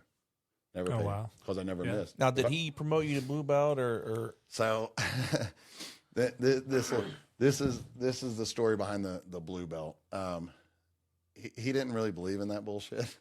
And at the time, the competitions that you saw were pretty shady back in the day. And he's like, we're going to do these competitions. I was like, all right, whatever. So we show up to competition. And first competition I show up, they're like, you got a gi? I was like, what the hell's a gi? Well, we always train in BDU tops because we were doing the Army shit. He's like, son of a bitch, you need a gi. He had a gi. Now, remember, he's like 6'4" something. He's like, here, wear mine. That's not regulation. So I put this gi on, and it's hanging over my about 6 inches over my thing. I'm rolled up the pants. I look like an asshole. Fine. We get through it. I end up winning. Miraculously, I win, constantly fighting these sleeves and all this bullshit. They do another competition. I bought a gi at this point, and I actually got deployed at one point. I ended up buying this gi, come back with it. So I was a little smart. I have this gi. I still have it to this day. Show up. I compete again and beat everybody. We sign up for a third competition. It's the same guy doing the competitions because there's nobody really holding competitions. I show up to this third competition. At this time, I'm training with him for about 2 years. And they said, he's registering me. And they said, he's not signed up as a white belt. And he's like, he's a white belt. He's not good. And they're like, dude, he's won every one. And nobody comes close. He's not a white belt. We can't let him compete as a white belt. And he goes, well, fuck, I guess you're a blue belt. I said, what? He goes, you're a blue belt today. And I was like, well, so we had to go borrow a blue belt. And that's how I got promoted to blue belt. He said, and I never went back. He's like, I guess you're a blue belt. They won't let you compete as a white belt. So why the fuck did I have to get my why did I get hit on the back 35 times? Because everything after that became, every one of them. Did you win? Yeah, I did. Okay. I did win. Yeah. All right. Yeah. So I did really well. So that's how I got my blue belt. It was very unorthodox and weird. And then I stayed a blue belt we ended up all getting out, deploying different shit. I ended up moving back to Ohio, Kentucky area. You still in the Rangers still at this point? No, I got out. So Okay. we trained together. Everything went normal. How long were you in the Army? Just under 5 years. Okay. Just right around 5 year period. So I got out. Amy, Still with Amy. Yeah, still with Amy. And the deal was, I got out because she wanted me to get out. She wanted to have kids, wanted to be closer to family. And I thought, okay, it's fair. So we decided to move back. And we moved back. We're living in Indiana, the Indiana area. Doesn't matter where the hell I was living. But anyway, so we moved back. There's not a lot of places to train back then. It was 2001, 2002. Right on the edges when I was here. George Dragel just opened his place up in Cincinnati, a small place. It's not where he's at now, which is funny because I ended up running into him at a Chipotle up at Tri-County. And he asked me, he's like, you train jiu-jitsu? And that's the first time I ever met George Dragel, was talking about jiu-jitsu in line at a Chipotle that just opened up near there. And he's like, I just opened a place. Well, I was living in Indiana, so the drive was just too crazy, and I was trying to work and all that bullshit, so it never really worked out. So I was hodgepodging, training with guys in basements and doing different stuff. I found some Aikido Cincinnati guys that were training. Oh, Steven Seagal. Yeah, it was horrible. But I did train there for about 1.5 years, 2 years, because I wanted to do something. Did you grow a ponytail? No. Oh. No. I thought all Aikido guys had to have ponytails. No. Sorry. I was clean shaven. So. All right, cool. Yeah. But so there really was not a lot of jiu-jitsu. It was just kind of whatever you could find. And that went up till about 2007 when you started seeing a lot more gyms open up. But nobody could hold it. None of them could stay open. They either smoked too much dope, they didn't pay their bills. It was just silly shit. So you'd start training with one group of guys, the gym would shut down. And then another group, it would shut down. And that just kind of went on until, I ended up training pretty full time with Triple Crown MMA. That went on for a long time until I decided to open my own place. Yeah, and during this time period, also, like after you left the Rangers, isn't this when you started bodybuilding, doing personal training, stuff like that? I mean, I said, you kind of branch out into all these different areas. I did.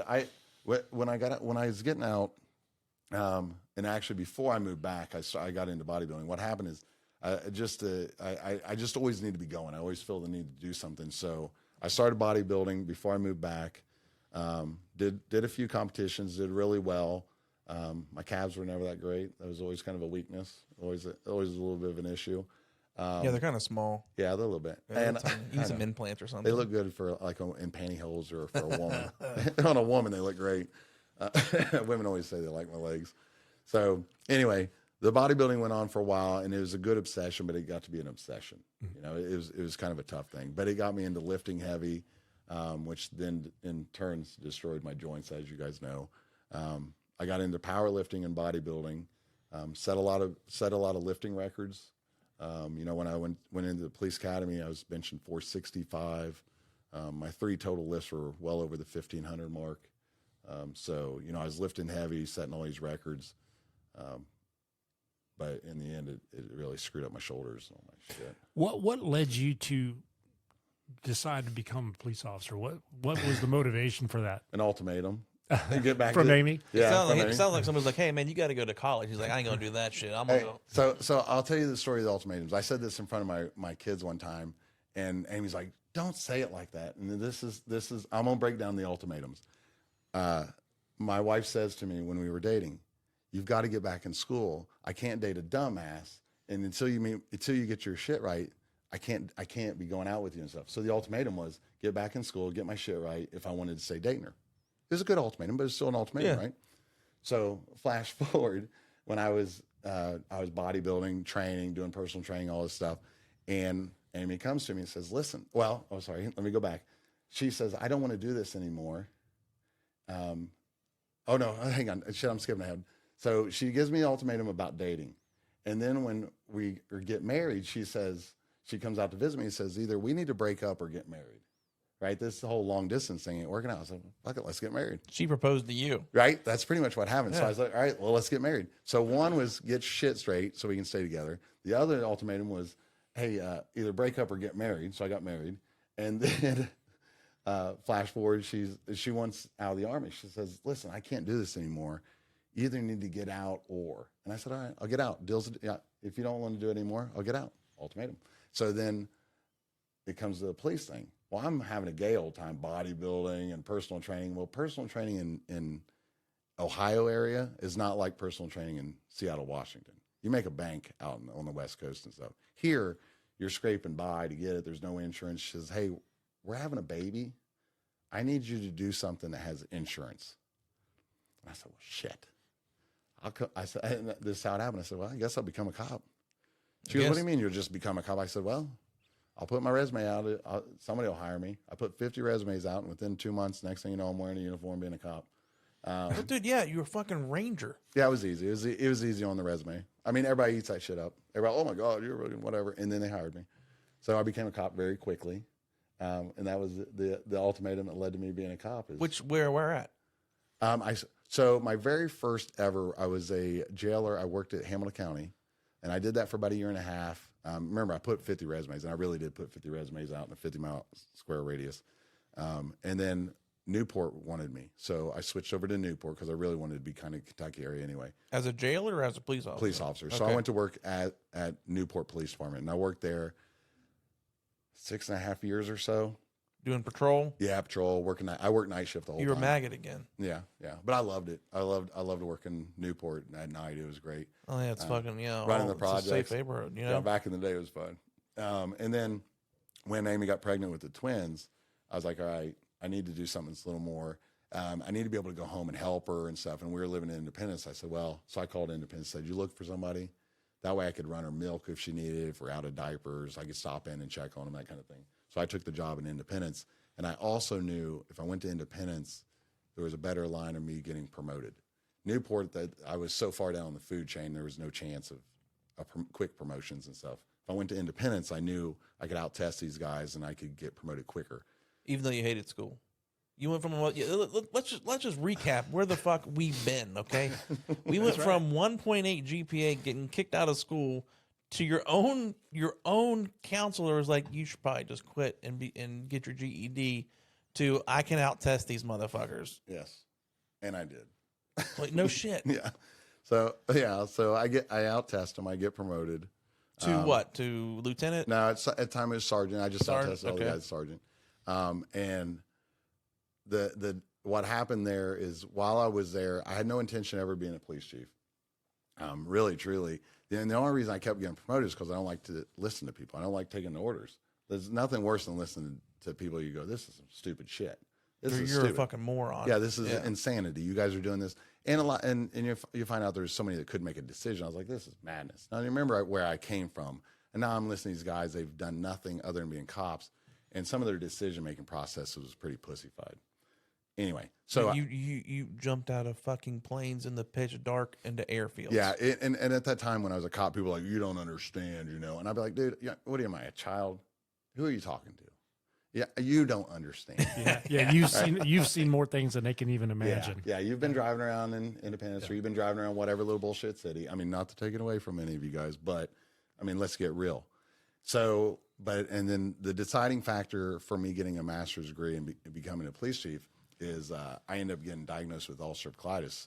So one of the biggest things about me is the ulcerative colitis about killed me. It shut down my pancreas, caused me to have kidney failure, had all this other shit. The ulcerative colitis wouldn't get under control. In the long run, I ended up having to have an ileostomy, which is a shit bag. Yeah. Sexy. So yeah, it was fucking sexy. It was really hot. I mean, if you like, Amy was like, man, I can't. If you ever been around somebody that burps a bag, dude, there's nothing like it. I heard it fucking. It's horrendous. It reeks. I did it one time in our basement. Like if you're in a 1,000-foot radius, you smell it. I burped it one time, and for those that don't know what burping is, it fills with air, and there's a little valve. You just pull it to let the air out, and it's like farting, but out of the bag. And my wife, who was on the second floor of the house, said, "What in the hell is that it's smell?" not just fart. It's pure. It's pure sewage. It's pure. You're getting that. You're getting that 100% pure shit. There's people listening to this going, "What the hell are we hearing?" Anyway, you had a shit bag. Oh, it was bad. Yeah, no, like it was a low. So you had ulcerative colitis. I had ulcerative colitis, which couldn't be treated with medicines. Right. The medicines actually caused my pancreas to start to fail. So I was hospitalized for that. I was having a whole turn of bullshit of events. And at the same time, our 18-month-old was diagnosed with a rare blood disease, which is Allie. You guys know Allie. Yeah. She was diagnosed with a rare blood disease. At that time, 50% of those kids that are under the age of 5 die from the disease. So it was a big deal. They were treating her with chemo. She was doing chemo and steroids. So at this point, my wife's stressed out. I'm at home with a shit bag. That my daughter's got a central line. There's chemo. Nobody can come in the house. That kind of stuff. I'm laid up. She's laid up. And I said, well, I think I should become a police chief. Right. And a friend of mine, Either that. What was the ultimatum there? Either that or die. Well, I'd already put so much time in policing. What happened is where they put the bag, I couldn't wear a gun belt. And they wouldn't even let me come to work. I had to take short term and all this other crap. And they wouldn't even let me show up because I couldn't carry a gun. And I said, man, if I'm the boss, nobody can say shit to me. I can do whatever the hell I want. So a friend of mine wanted to get his master's, and right before all this happened, he says, hey, go do this with me. Get this master's. We'll get each other. You already had a bachelor's with that? I already had a bachelor's. Yeah, I got my bachelor's somewhere in this. We skipped over that. We skipped over that. But what did you get your master's in? So I got my bachelor's in business. I got a degree in business, and then I got my master's in public administration. Nice. Because I did it in public administration for the idea of becoming a police chief and whatever. And so me and my friend, we decided, I called him. I said, I think I need to do this because if I can't come back to work, if I get a job as a chief, nobody can say nothing to me. So he showed up a few weeks after my surgery. I was laid up, beard, and I'm currently have a beard, way bigger. I was 145 pounds. I was skinny as hell, sick, all this shit. High on pills. I was on so many pills, I didn't know left from right. And he shows up and carries my books for me. And we go to night classes at NKU, and I show up stoned out of my head in classes for the first couple of months. No clue what. Thank God he took notes and shit for me. Oh, wow, man. I had no idea what was happening. I'm saying absurd shit every now and then. He'd have to tap me like, don't talk. And that was the first 2 or 3 months was me stoned out of my head because I'm on all these pain pills from this shit bag, and not sure if it's ever going to get reversed because there's a chance because they tore all out my stuff and they had to do a weird little reconstruction. Basically, I mean, your intestines were rerouted. Yeah, I have no large intestine. They took out all my large intestines, all my rectum, and for those wondering, yes, I shit normal. But then they recreated that stuff out of small intestines, right? So it was a whole deal. I went 5 months with the bag, and then they were going to take the bag off and hopefully reconnect the plumbing, and it works out well. And did they know what caused it? Like what? Like you just the ulcerative colitis is just going to be controlled, and what happened is it just got so out of control because I couldn't be treated with medicine. Every time they gave me medicine, your pancreas would shut down. Yeah, or something else. It went horrible. So nobody would treat me with medicine. Motherfucker survived the desert, fucking Jungle. can't fucking survive Tylenol. Well, there's questions of whether or not the ulcerative colitis came from the military shit. Well, you know. So who knows where the You'll where never the get disease. you'll never get them to No, admit that. no, I don't give a shit. Yeah. I quit caring. Don't matter now. You're here. No. So I got my master's degree, and I started instantly doing interviews for police chief jobs. I even went and interviewed for the Pittsburgh police chief position, got in the top 3, and I was like, holy shit, what if I actually get this job? I'm not ready for this. I was interviewing which the irony was I interviewed for 2 city administrator jobs and had no clue what I was doing. And people were like, what are you doing? I said, I'm just getting practice. If there was an interview, I got in on it. And I went and did it, and I tried to sell that shit the best I could. And I was just getting the practice for when the job I knew I could actually, or that I was fit for, came along, I could sell it perfect. So what happened is I've been at Ludlow for 7.5 years now. I took it over in 2015, July of 2015. And when it came open, the police department was not good. I had a bad reputation. Anybody will tell you. Oh, yeah, it's Scudlow. Yeah, Scudlow. Everybody, even and the only time I'd ever been to Ludlow before I took that job was to drink at the yacht club one time. Never been there before that. And people said, man, this is... By the way, let's people that don't know, it's not actually a yacht club. Yeah. It's a trailer on a fucking pontoon. I can't say that. It's very nice. It's yeah. It's we don't want to give the idea. There's it's no not like Florida. yachts. It's not like the Florida Yacht Club. Yeah, it's on the Ohio River. Yeah, it's a fun place. I love the Ludlow Bromley Yacht Club. Yeah. Shout out. So that before I was there, that was the only time. And everybody told me, they said that's going to ruin your career. You interview, or if you go there and something goes, you're never going to work anywhere. Why? Well, because it just, nobody will want you. Like once I leave from going regular policing, whatever, and I've told everybody I'm going to become a police chief, and I go there and screw it up, or it doesn't work out, or whatever, who's going to hire me?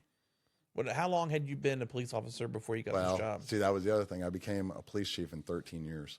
That seems a little soon. It is a little soon. It is a little soon. And I was misquoted by a newspaper one time where it says I'm a young police chief, and that really pissed a bunch of police chiefs off in the area.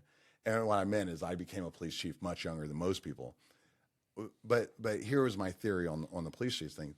A lot of these guys that we were talking about earlier, they stay in these agencies, and they just meander through life, and they're just copying the guy before them, copy, paste, doing what they got to do, kissing whatever ass, can't make a decision. And they're 20-something years, and you're like, well, who's the next chief? And they hire within. Oh, I guess it's Steve.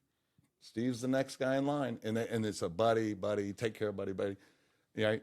They just keep passing it down to their buddy. And they can't figure out why these police departments aren't getting better, or why they're staying the same. It's like a status quo. Status quo. Oh, that guy's been here 20-something years. He deserves it. Why? Why does he deserve it?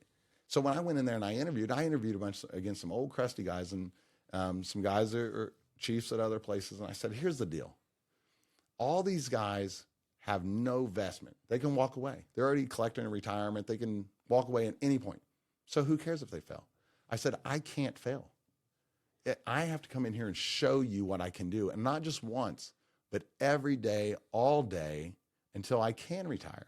And you said this in your interview. I said that in my interview. I said, so you have 100% from me until I can retire.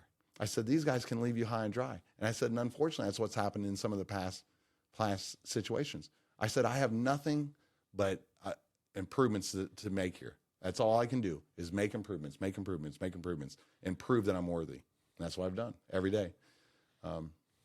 So that's how you got the job. That's how I got a job. But they bought my bullshit. How the fuck did you keep it? So I was a kind of a stranger to Ludlow, the officers and stuff. And what I did is I just stayed true to my word. I went in there and I got everybody together. I said, here's what I'm going to do. Here's how we're going to do this. It's what I want to do. And let them know that what you see is what you get. And I think anybody that knows me, if I say I'm going to do something, I do it. I try not to bullshit people, fluff it for no reason. And I think real quick, the guys started realizing, okay, I'm really here to make it better. And the first thing we did is we got the cops wanting to do cop work, right? I got them wanting to do stuff, being invested in the community. You know how dumb that sounds? I know it's really stupid. Why it sounds dumb is because it's simple. You're a cop. You're supposed to do cop stuff. If I'm an attorney, Paul's an attorney, if I don't want to do attorney stuff, guess what? I'm not a fucking attorney. Yeah. But you know what? Here's the problem, though. The problem with policing is it's really easy to, when people don't like you, or you feel that they don't like you, or the community doesn't give a shit, that you stop doing things. And cops will, like, I ain't going to take that bullshit report. That's some bullshit. I'm not doing it. Or you'll see them sitting around a lot more, and they become very stagnant and bored with their job, and it just becomes a very depressing place. And that's what Ludlow was. It was just a very sad, depressing place. They used to say misfit toys would come here to die, right? Because it's like, I just come there and spend my last few years and be done with it. So what you had to do is say, why do you want to do this job? How do I get you wanting to police? Why do we want to do this? The first thing you did was address the morale. Yeah, the morale was huge. The morale was huge. And even in the interview, I said, this, like in the Ranger Battalion, is a squad, right? The Ludlow Police Department is a 13-man unit. It's easy. That is my team in the Ranger Battalion, a 13-man team. I said, it's easy. And you've been there and done that. I've already done that, yeah. And I know what it is to not want to work. I know what it is to want to quit. So if I see you running down, Bromley Road in the middle of a 4-lane highway with people behind you dragging rucksacks, I know what the fuck's going on. So, I'll tell you, there's a lot of weird stuff. Like, I implemented a PT test in my place, and I'm one of the younger guys in my department. And people are like, they'll never do it. Every one of them do the PT test, and every one of them pass it. I'm one of the only police departments in this area that mandate a yearly PT test out of every single guy. That's so fucking dumb. Yeah, it seems like it should be an automatic. Oh, you might have to chase somebody. Maybe you should know how to fucking run. Oh, yeah. Yeah, no. No, once guys get out of the academy, halftime they never do any DT hand-to-hand stuff, and they never do a PT test again from the moment they get in the academy. So some of these fat cops and different people you see around, the last time they ran a mile or they did anything was 20-something years ago when they became a cop. Last time they put hands on or like really practice fighting was 20-something years ago, and it's the basics of basics. It's not like they're learning anything. We do fire range. Go to the range 4 times a year. We have to do 4. When you say we, you. Yeah, me, everybody. Well, no, when I mean you, like you're doing this. Oh yeah. Not Newport Police Department. No, Ludlow. No. There's a lot of police departments. They'll shoot once or twice a year, check off those boxes. So that's one thing that I think people need to understand. I didn't really understand this until talking. I can't remember his name. He's the Fort Thomas guy that trains. By Brandon. Brandon, yeah. Is that I think the society as a whole holds police officers to this higher standard in thinking, and there's this thought process that they've been trained and they've been this and they've been that. And talking to Brandon one day, and he's like, "Oh fuck, they gotta do shit." No. Like literally, when you go to the police academy, they dumb it down to the dumbest possible equation. Now you got to think and when you go to a police academy, there's some small agencies or whatever, so it's not worst case scenarios, it's best case scenario. I need you to turn around, face the wall, place your hands to the sky, bend at the waist, and people interlock your fingers, and they're just complying. And if they don't, back away, create space, asp or baton, whatever. Oh, ain't working, mace. I mean, these are all. I mean, because what happens, it has to be a very controlled and methodical process to so you can grade it. But the world is not controlled and methodical. No. So it sounds like what you're doing is more fucking real world, realistic shit. Oh, like, listen, you're a cop. You're gonna have to do some shit. And I think you recognize that people, society, who let's call them citizens, they think the police are trained. So you're like, well, if you think it, I'm gonna fucking do it. Yeah, I'll tell you. Just here a few months ago, I had all my guys out on the football field, the high school football field, fighting each other for knives and guns on the football field. One guy was on his hands and knees throwing up. It was hot as hell outside. All my guys, we train jujitsu and hand-to-hand at least 4 times a year. So if I mandate you do the firing range 4 times a year, I will mandate you do hand-to-hand 4 times a year. So whatever we do in the range, we're definitely doing there, at least on paper. Now, the other thing is any of my guys can train anything they want on shift if they want. So all my guys are allowed to train on shift as well. How did, and this is kind of like a shocking revelation, I think. How did we get to this situation where sounds like you're turning Ludlow around, obviously. But how did we get in a general situation here where officers are only going to the range 2, 3, 4 times a year? How they're only, trying to do some hand-to-hand combat, a couple times a year? Money. It comes down to how much ammo do you want to buy, right? How much?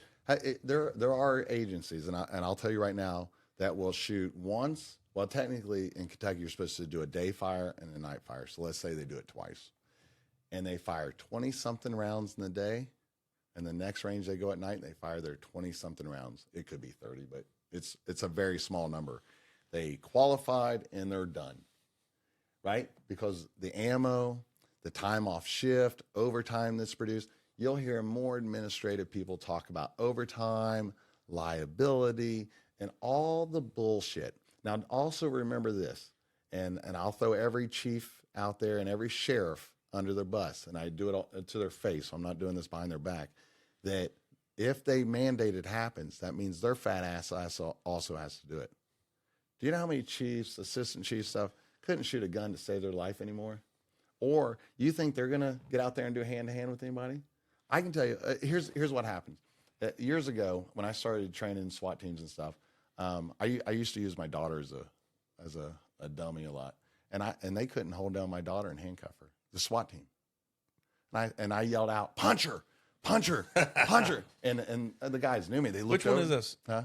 Zoe, okay. Yeah, I mean, she was like 16 years old, ponytail, maybe 15 times. Nah, dude. And she's like a wild cat. And I just yelled, punch her in the face, punch her. And they all look at me. And I said, what would you do on the street? You going to play this bullshit game all day? You know damn well you'd have kicked the hell out of her or punched her. I said, that's a problem. And the problem is you have to mandate they do it. And once you mandate something, that means your fat ass or your administrative people also have to do it. Because if not, you're not in compliance. So if they say we're doing this, well, that means they have to do it. And the truth is none of them are going to do it. They want to say, well, you know, somebody could get hurt. And I can tell you right now, the amount of people I've seen get hurt over the years training jiu-jitsu who have listened and participating in the correct manner are very, very, very, very few. So that is not a good excuse. It is a bullshit excuse. Well, it's been obviously over the last 3 years since the pandemic, for sure. The summer of 2020 was you know, just a horrible memory for, I think, everybody involved, and really came to the forefront. Obviously, police activity or interaction with the population.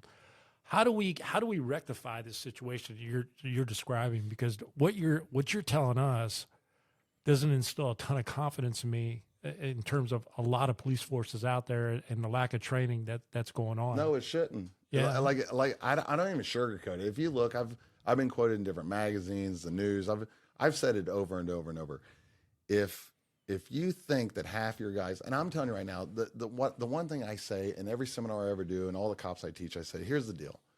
If I ever see you on the news and there's one thing I see you using that I taught, and it gets you out of trouble and it keeps you out of prison and does whatever I've done, and it could be one guy out of 1,000, then my job is done, right?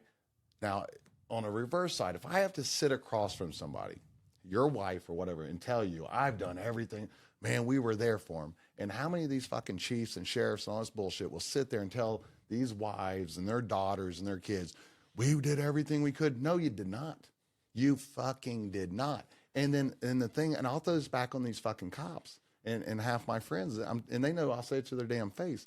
When you are not doing everything you can to go back to your families and to keep them from living a life where you're in prison. And you know, if something went bad, everybody pays for it. Your mom, your grandparent, everybody's gonna pay for your bullshit.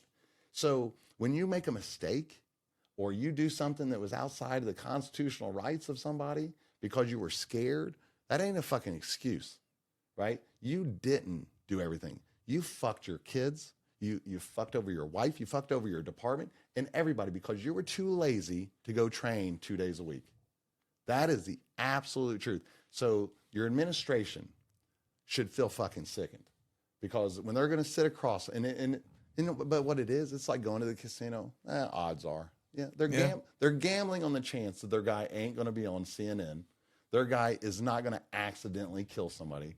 They're gambling on the fact that it's never going to happen. And then when it does, they're going to look so fucking stupid. They're going to look so dumb. And I just refuse. I refuse to sit in front of one of my guys or girls or whoever in front of their family and say I've done everything I can. I'm going to give every possibility to my guys to succeed. Absolutely. If you want to train on shift, you train on shift. I'm not going to tell you jiu-jitsu. And I think that comes from, I mean, it sounds like for you, that comes from your life, like from where you've been. Oh, and, yeah. And from, you know, I'm sure growing up, you had to watch out for your brothers. Nobody else is going to watch out because there's nobody else to watch out for. Right. Then you go to the Army, you definitely got to watch out for them. You got to train with them. You know that their life's in your hands and yours is in theirs. So of course that's going to be that transition into how you lead. Right. And right now we're sitting at an hour and 35 minutes. Holy God. Into this. Horrible. And the topic we're on right now, Everybody went to sleep already. No, they didn't, buddy. Listen. I don't think I've so. got a pretty short attention span, and I've been enthralled. And we could probably talk about this police issue for ever. Yeah. Well, let's talk about Northern Kentucky Martial Arts Academy. Yeah. What motivated you to open your own jiu-jitsu school? Why did you do that? Because you were already at Triple Crown, you had mentioned. And, I was. Yeah. I was Triple Crown. Me and a group of guys, I've been training for years, competing pretty heavy. You know, I'm not going to take anything from Triple Crown and Jordan and those guys I trained with. I trained under Sean Hammond's time. It was going really well. Everything was going great. But it got to a point in my professional and personal life, and the way things were being run at the gym, where I said, you know what, I don't agree with some of the drinking, the shenanigans, and the other stuff that was happening. I said, you know what, I need to separate myself because I still want to be friends with these people. But I have a professional life, and then I have my kids around it. So their ethics didn't line up with yours. That's right. Yeah, their ethics. Not that they were doing anything wrong. It's just that not what you wanted to do. No, not at all. Yeah, and that was it. And you know, and me and my wife talked about it, and I said, you know, because I you know, the one thing I always say I was raised by wolves, but I don't want my kids to be raised by wolves. You know, I want them to hopefully see it done correctly. So I also didn't want them in an environment where that was kind of a normal, right? So, and they were at a very impressionable age. So we decided I was going to leave. And it was no secret to anybody at the gym at Triple Crown. And so I decided I want to open my own gym, and I'm going to do it the way I think it should be done. And it really focuses on the family, the camaraderie, and the basics of what jiu-jitsu is. I don't want to mix it. I didn't want fighters there. I don't want to do MMA. You know, people, oh, it's MMA. I don't do MMA. We have clean classes, which, you know, is strictly Brazilian Jiu-Jitsu, strictly Muay Thai, strictly boxing. Now, if you want to go fight, I'll hook you up with other people to go, but I don't want to go corner fighters. I don't want that atmosphere in the gym. I want people there to learn to train, whether it be for fitness or competition. But overall, I want the atmosphere to instill high integrity and ethics and honor amongst everybody. I can tell you what it does, but not right away. I think that's maybe where your kind of culture is bled over into the gym a little bit. It's that, you know, I feel like I've got a family there, even though I haven't been in probably a month or so because I'm a lazy bitch. Yeah. Well, so here's what I'll tell you. I've gotten from the point where I had a legitimate excuse, but I used it to be a lazy bitch. Yeah. I don't want to say it was something that I could use to be a lazy bitch. Yes. Does that make sense? Yeah. Yeah. And now I've gotten to the point mentally where I'm like, you know, you're just a lazy bitch. You don't have the excuse anymore. You technically could use it, but I'm just a lazy bitch, and I just got to stop being a lazy bitch. But training there, you know, everybody kind of left me alone for the first month and for the first couple months. And then I start coming more often. And then that's when the guys and the girls start to, I mean, it was like, it felt like almost overnight for me, where like one day I was a fucking piece of shit nobody, and the next day I'm part of the family. Yeah. And it's kind of like the Ranger thing, but dumbed down tremendously. Yeah, I wasn't getting hazed. We're all waiting for you to quit. I mean, that's really what it comes down to. I mean, you don't even learn people's names. And don't get me wrong, when you walk into doors, you'll always be treated great. But nobody treat me like a piece of shit. But reality is 90% of the people that start don't finish. Oh yeah, they have no idea what they're getting into. There's so many people come in. We're famous for never signing people up. Like, people will be there training 2 months, and we haven't put them in a computer. We don't accept money. And I tell people all the time, just make sure you're comfortable here. I don't want to take your money. I don't want to take your credit card. I don't want none of that stuff. I want to make sure you're going to stay. So, because the truth is, most people, like you said, you're a lazy bitch.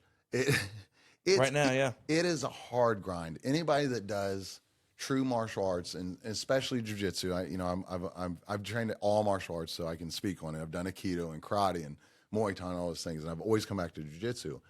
It is the hardest thing to grind at daily. It will, if you look it up and you Google it, it's the gentle art. It's bullshit. It's not the gentle art. It physically beats on you, and it is hard to show up day in and day out. And I always tell people, this is not an easy martial arts to be part of. You figure if you train 4 days a week for 10 years, you might get your black belt, maybe. That's with no injuries, no work, no whatever. Truth is, it takes most people 12 to 15 years because of life and injuries, and and you're not making 4 or 5 days a week. And depending on what room you're in, you may always be looking awful. Like, I can't do nothing because the room you're in is so good. Everybody's so talented in there. I'd like to note that I did put Matt in a Kimura, and I did make him tap. Now, that being said, was he not going 100%? It doesn't matter. It happened. It doesn't matter. It fucking happened. Dude, you wouldn't Jamie Matt's gonna probably listen to this. I don't give a fuck. I was there. That'll be Dude, great. I fucking tapped him, and I stood up. I ran across the fucking mat like Conor McGregor. I was there when you did it. Were you really? Yeah. And I get back down, and Matt goes, "You're fucked. You're fucked." I right now." think the exact quote was, "Come here, Jamie, you're about to die." Yeah, that something was like good. that. I Yeah, think that was the exact quote. Matt's not into big cuss words there, but yeah, something like that. He's like, "You're gonna die now." That's great. Yeah. So it is a hard grind, to come in there, and it's hard. I've been doing this for a long time. I'm going on 27 years now, 26, 27 years that I've been grinding. Of course, my body shows it. I've done. Shut the fuck up, dude. You're a god. Yeah, You're but a Greek I also god. just had stem cells injected into my shoulder and my elbow. So Yeah. Well, I so- just shot myself with some TRT yesterday, so I'm ready to go. No, I'm having to go to the real specialized stuff just to keep me functioning. Yeah. But it is a hard grind. It's not an easy thing. But I wanted everybody to have a home. I wanted them to feel comfortable. Whether your wife's there, your grandmother's there, you can sit there and feel comfortable in the environment. And I think we've done a really good job. Are we still improving? We've been open 5 years now. Yes, we're daily. We try to listen to as much input as we can from different people and different stuff, and we try to implement it. To make it to where people feel comfortable and feel like they want to be there. So I'm pretty proud of it. And, I tell people all the time, and we got a good membership base. We have never not made money there. That's the other thing. Me and Mark, my partner, that when we did this, we put cash into it and we said, how much could we burn? Like if this goes belly up in 6 months a year, how much can we burn? We decided on an amount. We put it in, and 30 days later, we were paying the bills. And then we always made $1, and we've always made money. Right. And what we said is we don't want to make money. We're not there to make money to become rich. We both have regular jobs. What we want to do is build the gym in the right way and invest the money back in the gym and the people. And I think we've done a really good job with keeping things up to date, keeping as much new stuff as we can. If people can't pay, we pay. If they can't pay to compete, we pay. If they I knew that. I can't make that dude. excuse. I'm looking at your house. You're screwed. That's right. I'm currently sitting in your sound room right now. Let's be real.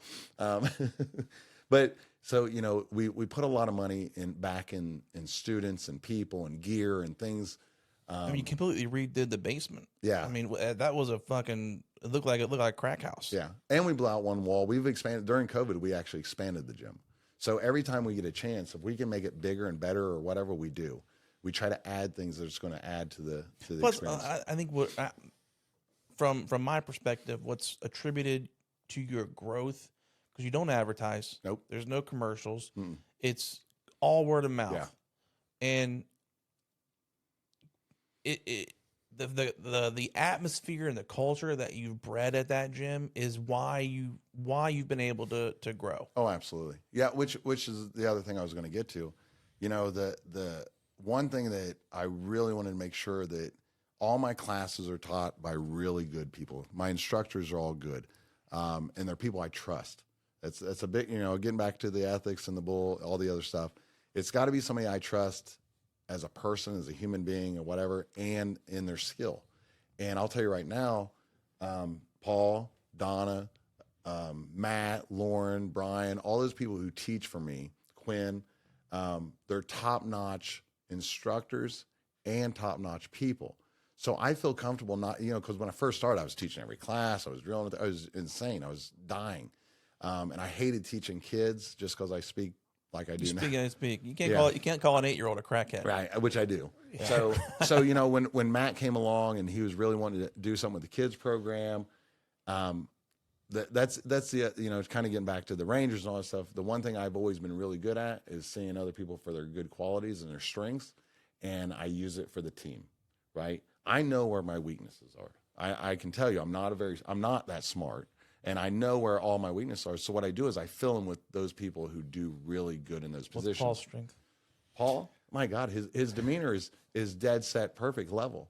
Like, listen, if you were to trust anybody around kids and whatever, Paul is about as steady as they come and trustworthy.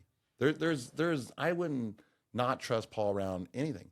There's a saying, there's only so many people you can trust with your money and your wife. I would trust Paul with my money and my wife. Yeah. Right. So if I'll trust him with my money and my wife, I sure in the hell am going to trust him to teach some kids jujitsu and to be in my gym and to represent me as a person, because everybody ultimately, whether they like it or not, are an extension of me. And that's, going back to the jujitsu, one of my rules, one of my thoughts is, no matter where you go in the world, and I mean the world, when you step into a jujitsu gym and stuff, and you are going to be connected to me. And I want people to respect your jujitsu and to look back and go, man, what they got going on is as good as any place in the world. So what you're saying is, when I go to the gym in Florida this summer, I just shouldn't mention you guys at all? Not if you're not training, no. Yeah. I need to keep your pie hole shut. Well, it's been kind of stunning, though, because Donna and I have seen the growth of the gym from 2019 to present day, because we came down there and I know I had to beg you to come. Well, and we finally got there. But, I remember coming in and you were teaching all the classes. And, sometimes it would be a small class, and you didn't have a kids program at the time, and you didn't have a dedicated women's program at the time. And now you take a look at where things are now. We've got last night, I think we had 60 kids on the mat. Oh yeah. And we have a women's program that's now it's growing nicely. Yeah. And of course the adult program is kicking butt. Yeah. And I think it's a reflection, kind of, you want to have, and it goes back to your Ranger training. It goes back to your life. You're a great wrestler. You went through what you went through in the Army. You like to win. You like to have an elite type of, you want to be around an administration. You want to be around a business. You want to be around a sport, and you want to not just participate. You want to do well at it.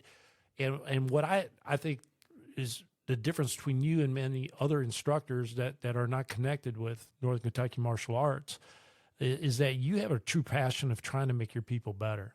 And that is, you don't see that everywhere. Some people just come in and punch the ticket and Right. All right, warm up, throw up some arm bars. They don't, and it, that's not the way you do it. And it makes a difference. And I think, again, what you've done at your police force, making these guys train, get better, be better police officers. You're doing the same thing down at our gym. Yeah.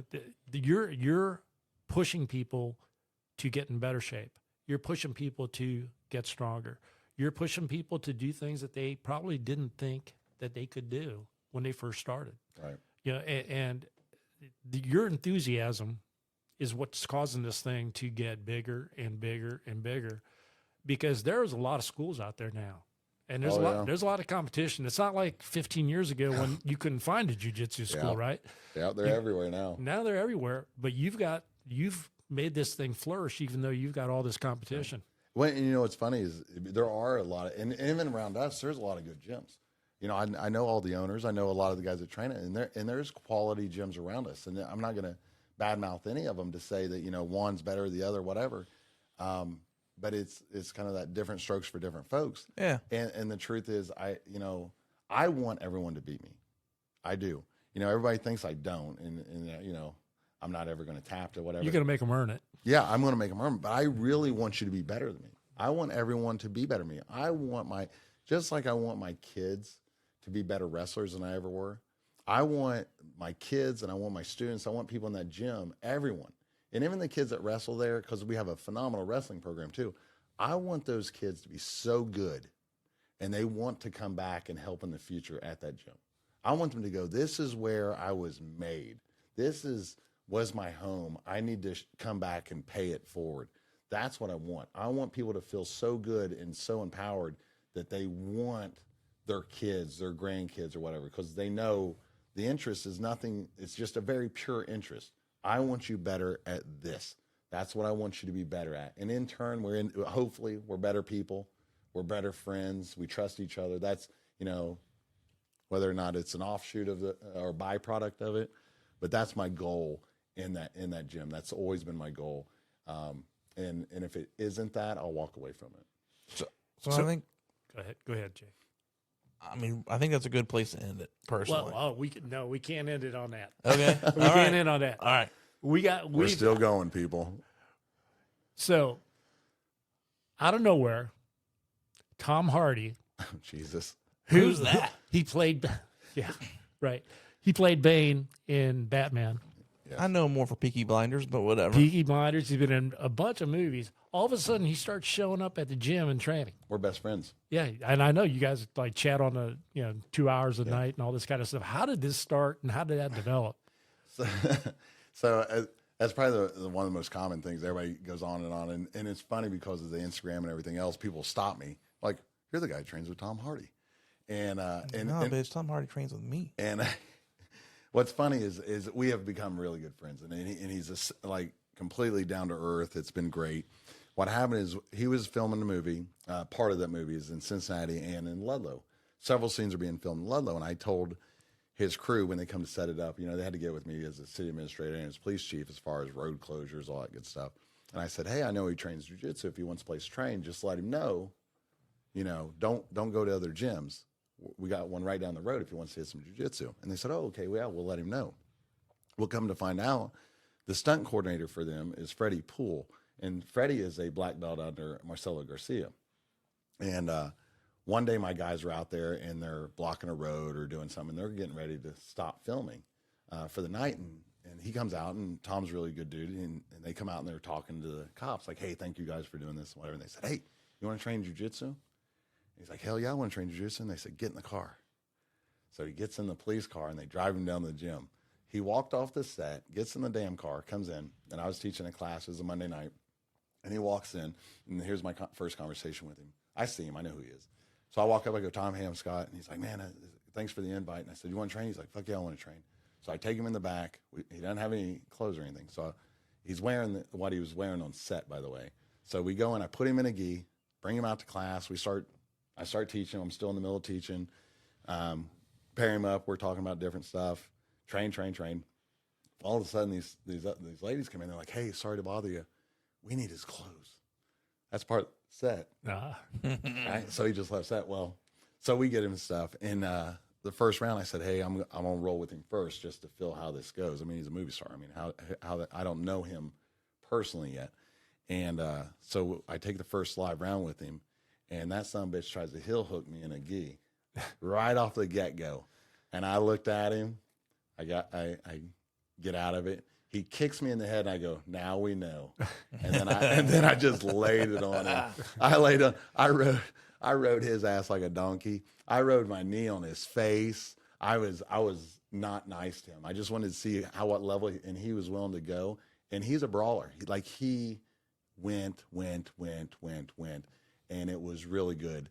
And it's funny because I got to know him over the I forget how many months it was, really well, where we talk daily. We still talk, not daily, but weekly. I mean, he just called me on my birthday, and then he put a big thing on Instagram wishing me a happy birthday.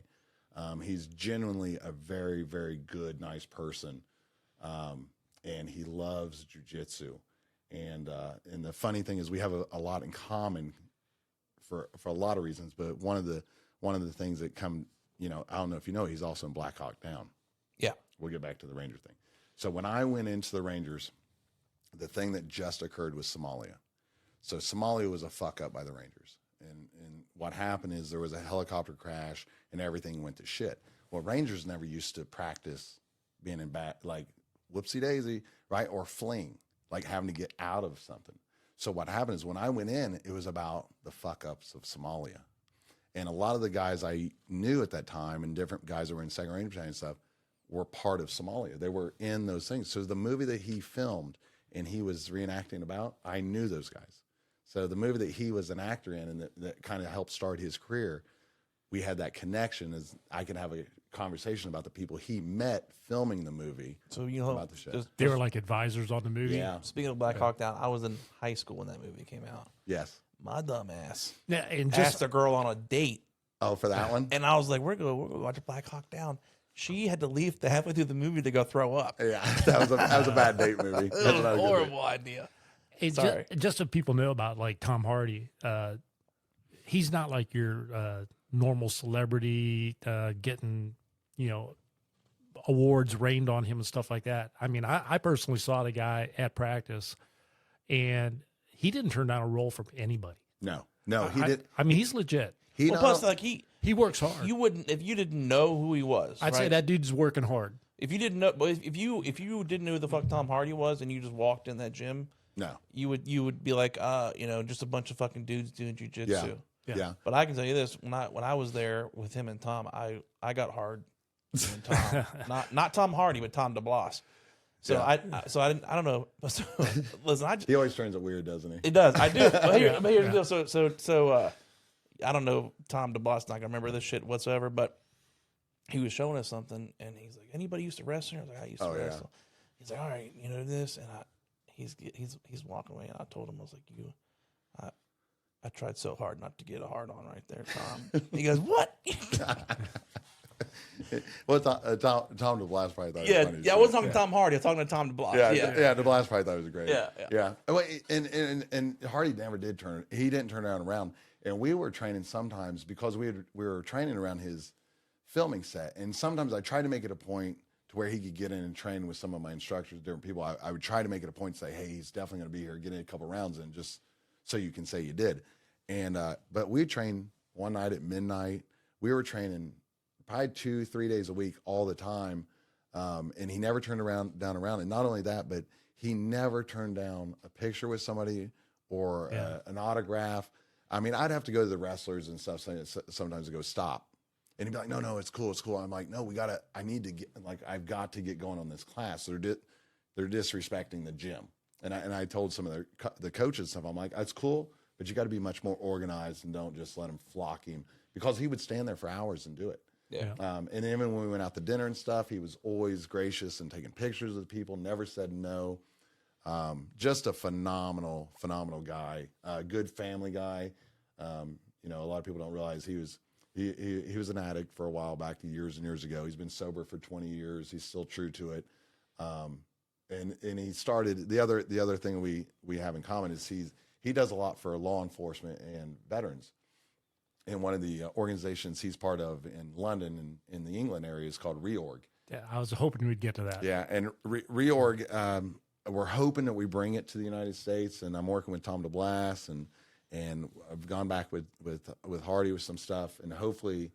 What does Reorg do? Reorg is a charity that helps get guys training in jiu-jitsu, and they will train somewhere for free. It's guys that come back from war or even policing, and they maybe they've been disabled or mentally disabled. There's a lot of bad shit that's happened to them from their service and whatever. And these charities go to help these guys to recover. And Reorg just to reorganize, to start over, to start again is kind of the way it was. And so it's a very interesting. I've been lucky to be part of it. He's included me in on a lot of this stuff. Is there a website or where can people go to learn? Yeah, if you look up Reorg, like the Reorg charity, there's all kinds of ways to donate to it and stuff. I'll just tell you a little quick story to the Reorg. We were at dinner. I got invited to dinner with a group of the movie people and the whatever, which is crazy. They said, "Hey, show up. We want to do a birthday party for this guy." And so here I am hanging out with all the celebrities and the bullshit. And some guy shows up, and I'm not going to mention because he probably doesn't want me to mention him, but he's very well-to-do. Like when I say well-to-do, I Googled him later because I was like, what the hell just happened? Like unbelievably well-to-do. So me and Tom Hardy are just shooting the shit about this Reorg, and we're talking, and he's like, you guys are really passionate about this. And I said, yeah, the Rangers, the military, the whole thing, it's really something worth getting involved in. He's like, man, I'd love to donate to this. And I said, shit, we'll take your money. I said, give us your money. And he looks at another stunt coordinator that's there, and he says, hey, you give 10,000, I'll give 100,000 right now. And the stunt coordinator goes, I'll give 10,000. And that guy goes, where do I wire the money to? Right there on the spot, give $100,000 to that organization. Wow. And as he was doing it, Tom Hardy looks at me and says, hold on, do you want the money to go to the States? Do you want it to stay here and go to? And I said, no, man, you invited me into this world. This is you. But he was willing to say, no. you want it to go somewhere here in the States? You want it to stay here? And I said, no, don't do it. I mean, it's just madness. It was crazy. But that's the kind of guy he is to say, hey, he could have said, yeah, write me the money and done with it. Yeah. But he said, no, if you want it, we'll do something here. And I said, no, one day we will be able to do something here. Let's just. Yeah, that day will come. Yeah. And it sounds like, it's not just a celebrity doing a charity to say he has a charity. No. He is deeply involved in the charity, deeply involved in it. Let's talk a little bit just before we wrap this up. We're never wrapping this up. No, I know Jay's tried to wrap it up a couple Well, times. I'm just, but I could talk for hours about everything here, but well, we haven't even got into some of the really interesting stuff. So Hey, but we're going to have Scott back in the future. Who's Scott Smith? Now we fucking know. Now we know. So let's talk a little bit about what's available down at Northern Kentucky Martial Arts. We've got, of course, BJJ, Brazilian Jiu-Jitsu, which we've talked about. We also have yoga that's taught by Karen Brown. Yeah, yoga. We have it every Wednesday at 4:15 right now, and Saturday at noon. Karen is also one of our female instructors for jiu-jitsu. An unbelievable person. Yeah. Like I said before, I'm lucky to be around people like this in my life. Karen is I like to call her a healer. She's also a masseuse, and she helps your body and your mind and everything get right. And an all-around great person. So yoga is very no selfish bone in her body. No, I feel like that's my impression I get of her. Is everything's done for others. Yeah, she's very good. I love Karen. And you've got a great wrestling program Yes. by Coach Jeff Bird. Jeff Bird. I stole Jeff. So my daughter, kind of a little backstory. My daughter was wrestling, and we knew it was coming up to a point. She started wrestling in 8th grade, got it in high school, and it became a serious thing. And she's like, I'm going to college. I'm going to wrestle. Well, it was hard to find partners. It was hard to shuffle around and drive, and I'm doing all this stuff. So I found out Jeff was looking for a new place, and I said, somebody get me an invite. Somebody get me a introduction to Jeff. And I said, Jeff, I need you. You come to this gym, and all I need is partners for my kids, and I know you're the best. He's coached major D1. Yes. I mean, oh God, nationally ranked D1 athletes. Yes. And the funny thing about Jeff is, and his son currently wrestles for Illinois, Lucas Bird. If you look him up, he's a beast, the kid, and super good. And like I'm the luckiest son of a bitch you ever meet, which sounds crazy, but I am. And Jeff is another person who, as a human being and a person, as a coach, is a good human being, a good person, loves wrestling, but loves these kids and how he teaches them too. So when you watch it, the passion and the grit is so good and on par. He doesn't take, and you get a lot of wrestling programs, a lot of coaches and stuff. They find their little sparkling shine, and they coach them up, and it's all about that kid or this kid. Not him. He teaches them all evenly. He wants them all to be on the podium. He wants them all to go to college. He wants them all to be successful. So we definitely win with Jeff Bird. He's quality. And he's just got a chain of champions now. They're coming out one after the other, after the other, after the other. And you didn't brag on Zoe at all, but Zoe came in second in Kentucky in the state finals twice. Yeah. She's runner-up in the state twice. She's got a wrestling scholarship to Cumberland, is it? Yeah, Cumberland. She was one of the first girls out of Northern Kentucky to ever sign with the college. Zoe is a great wrestler, phenomenal person. She just finished her sophomore year, got beat in conference, so she didn't go to the nationals. She went to nationals the last 2 years, but this year got beat out. So she'll come back in the summer, train with Jeff, and we're hoping to tighten it up a little bit. And so her junior and senior year comes out really hard and successful. But yeah, I mean, Zoe and then Parker, my son also started wrestling, is the reason that wrestling program's there. So I would never have to look for quality. I have it in house. And when I grew up, I kind of going back to my poor, sad, whatever. I didn't go to camps. There was no camps. I only wrestled when wrestling happened, and it was free, really, for the most part.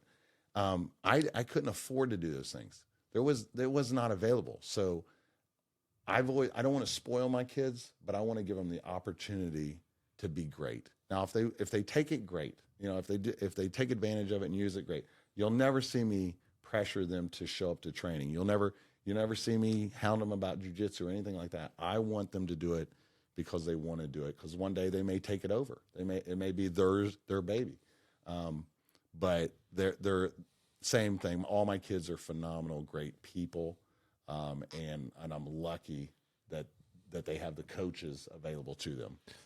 And here's a name that people in the tri-state area will obviously recognize. The head of your boxing program is Aaron Pryor Jr. Yeah. And I mean, people know about his dad, the Hawk world champion boxer. Aaron Jr. he is a professional boxer. Yes. And he's heading up the boxing program. How'd you get him down there? A friend of mine, he used to be a cop. He works in Homeland Security. He's been in the fight game for a long time. I called him. I said, I need a solid boxing instructor. I don't want to have a ring. I don't want anything. I want somebody that's going to teach solid skill and footwork and bag work and all that stuff. I said, but number one, he can't be a piece of shit.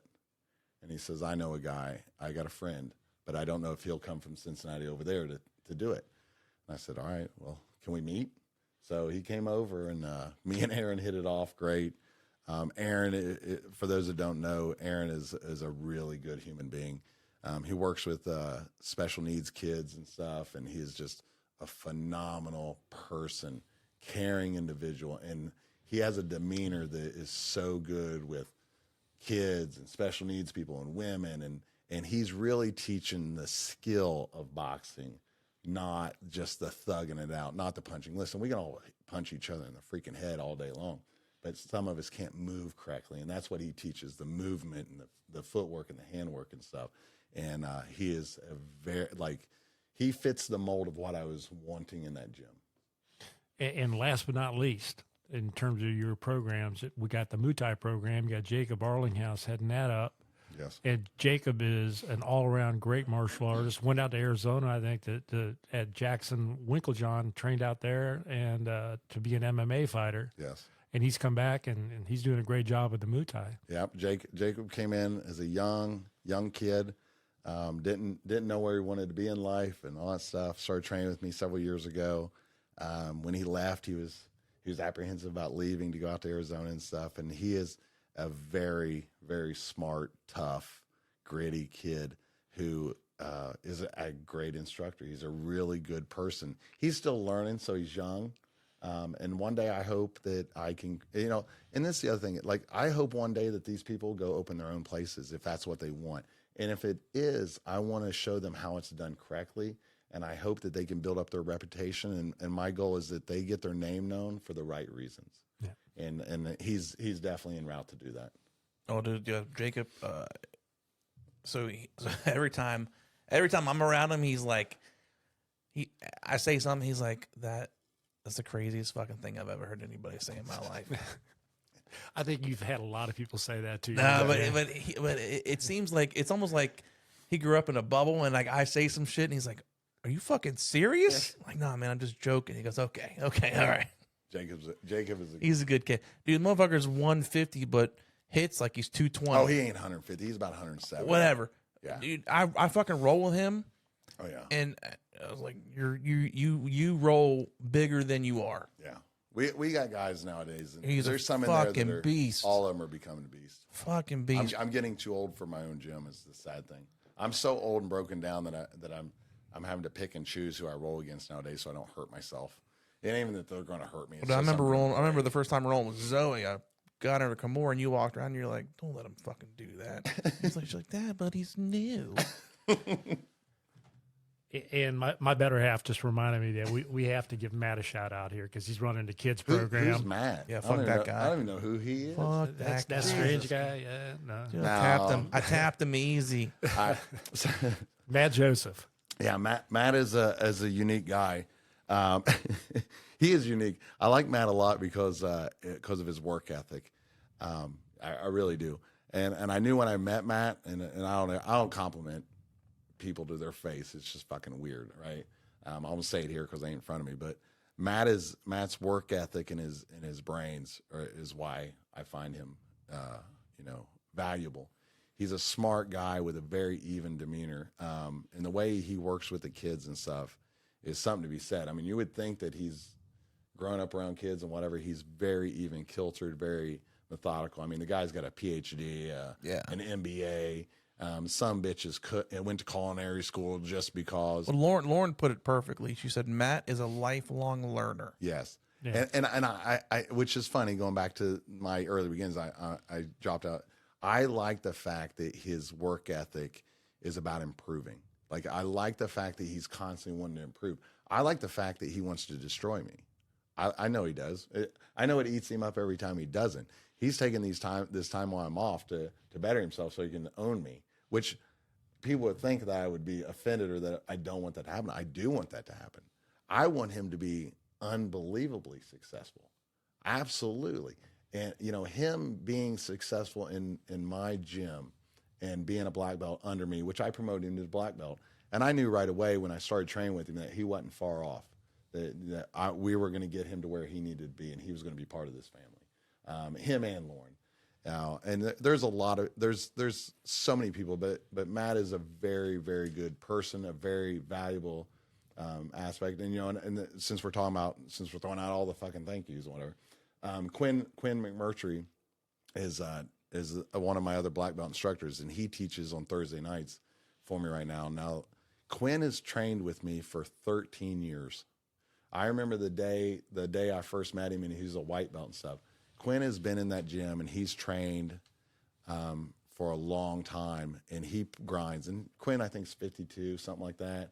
Always worked a regular job, and he's always showed up and worked and worked and worked. You know, he's not one of the young guys. He's not anyone, but his same thing. We go back to the type of person he is and how he cares for people and stuff like that. You know, I can't say it enough. I've been so lucky to be around people. And then, you know, I don't want to leave out John Massey. John left a gym to come to me because he liked what I was doing. And with him came a bunch of kids and their families. And when I first met him, I thought, oh shit, this is a bunch of weirdos. Look at this shit. Dude. Look at all these parents. John's a sneaky motherfucker. Hey, there's a bunch of homeschoolers. I was like, I was there for his first night. He goes, I've never done jujitsu before. Yeah, it was weird. I fucking roll with him. I was like, motherfucker, you've done something. Yeah. John is also another value. I mean, there's so many people. Like, I could go on and on and on and on. What about and on. Connor? Connor, You're leaving out Connor. So Connor trained with me when he was 15, I think, at Better Bodies, long time ago. And he was a goofy kid. And he tells a story that I just totally raped him and beat the hell out of him and relentless. And at that time, I probably did. I probably was a son of a bitch to him. And he couldn't believe how unbelievably rough I was with him. I don't remember it, but that's what he says. And then he just disappeared. He just vanished. And come to find out, he ended up having a motorcycle accident, messed him up pretty bad, and he vanished. And I wasn't open very long, probably 6 months, maybe 7 months. And in walked this kid. And now he's in his 20s. And when I saw his face, I knew it was him.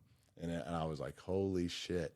And Connor he's been very valuable to the gym. And a lot of people don't know, him and Karen met each other at the gym, and the yoga instructor. And so they got married. We did jujitsu at their wedding. They've been very important to me. They're like my other kids. Connor has helped us a lot in the gym, hooking up electric. He's an electrician, tearing out walls. He's done a lot of work for us and with us. And Connor is very important. He also is a leg lock lover. So when I can't teach leg locks, he helps teach leg lock class. He's everybody that is in this gym, and I could just go on and on and on, is why we're successful, right? Because we can trust them that they love what they're doing, whether it be the Muay Thai or the boxing, the Krav guys, all those guys, they love what they're doing. Just not leaving your shit in the washer. Yeah. So, yeah, I am a little fanatical about people leaving their crap laying around. And so here's the other thing. I do need a clean gym. I do need when people walk in to feel good about what's at. So I do get a little nuts. Don't sidetrack me, Jamie. Donna's writing some more notes down. We got Donna here trying to keep us. Tony. Yeah, we got to give a shout out to Tony. Yeah. So she's writing down Tony Whaley. He does our Krav, and he's also a personal trainer at our place. That's a big motherfucker. Tony is a big dude. And when you look at him, he looks like he's going to murder everybody. And he used to be into bodybuilding and stuff. Tony is a gentle giant. He's a sweet guy, very sweet guy. A fucking teddy bear. And same thing. He loves fitness. He loves coaching people. And he's an I mean, I'm gonna hold this against him. He was a Marine, so there's that. So you can only give him That's why he's so fucked up. So some of the dumb stuff you can kind of see. I can't really talk shit. I didn't join the Air Force because I didn't want to lose weight, so I can't really talk shit. You might as well have been a Marine. Yeah. No, I'm just kidding. I'm gonna get shot. No, but Tony does a phenomenal job, and he is at our gym constantly. He pretty much lives there because he does so much stuff, and he runs a very good Krav program for different people, and he does a really good job with the kids and women, and he does a lot of self-defense, individual self-defense things for females and stuff. Who else? Did you write down any other names I forgot? No, you know, it doesn't matter. There's a laundry list of lives that you've probably affected that will never, in a positive way, probably some in a negative way. There's too, some in a negative, you know. But sure. There's some people listening that's going, "What the hell? Fuck that guy! That guy's horrible." But I've had a good time. Yeah, absolutely. So website NKYMAA.com. MAA, not MMA. No, listen, you motherfuckers. MAA.com. NKYMAA. That's N as in Nancy, K as in knife. Get it? Yeah, I got you. It starts with a K. Oh my gosh. I know it's horrible. Yeah. Fuck you. I'm a dad. Okay. Also, comments, questions, fuck yous, whatever. Send them to howwegotherejp@gmail.com. That's HOWWEGOTHEREJP@gmail.com. It's been fun. Until next time, we'll probably never do something as interesting as this again. Scott has set a bar higher than Karen's.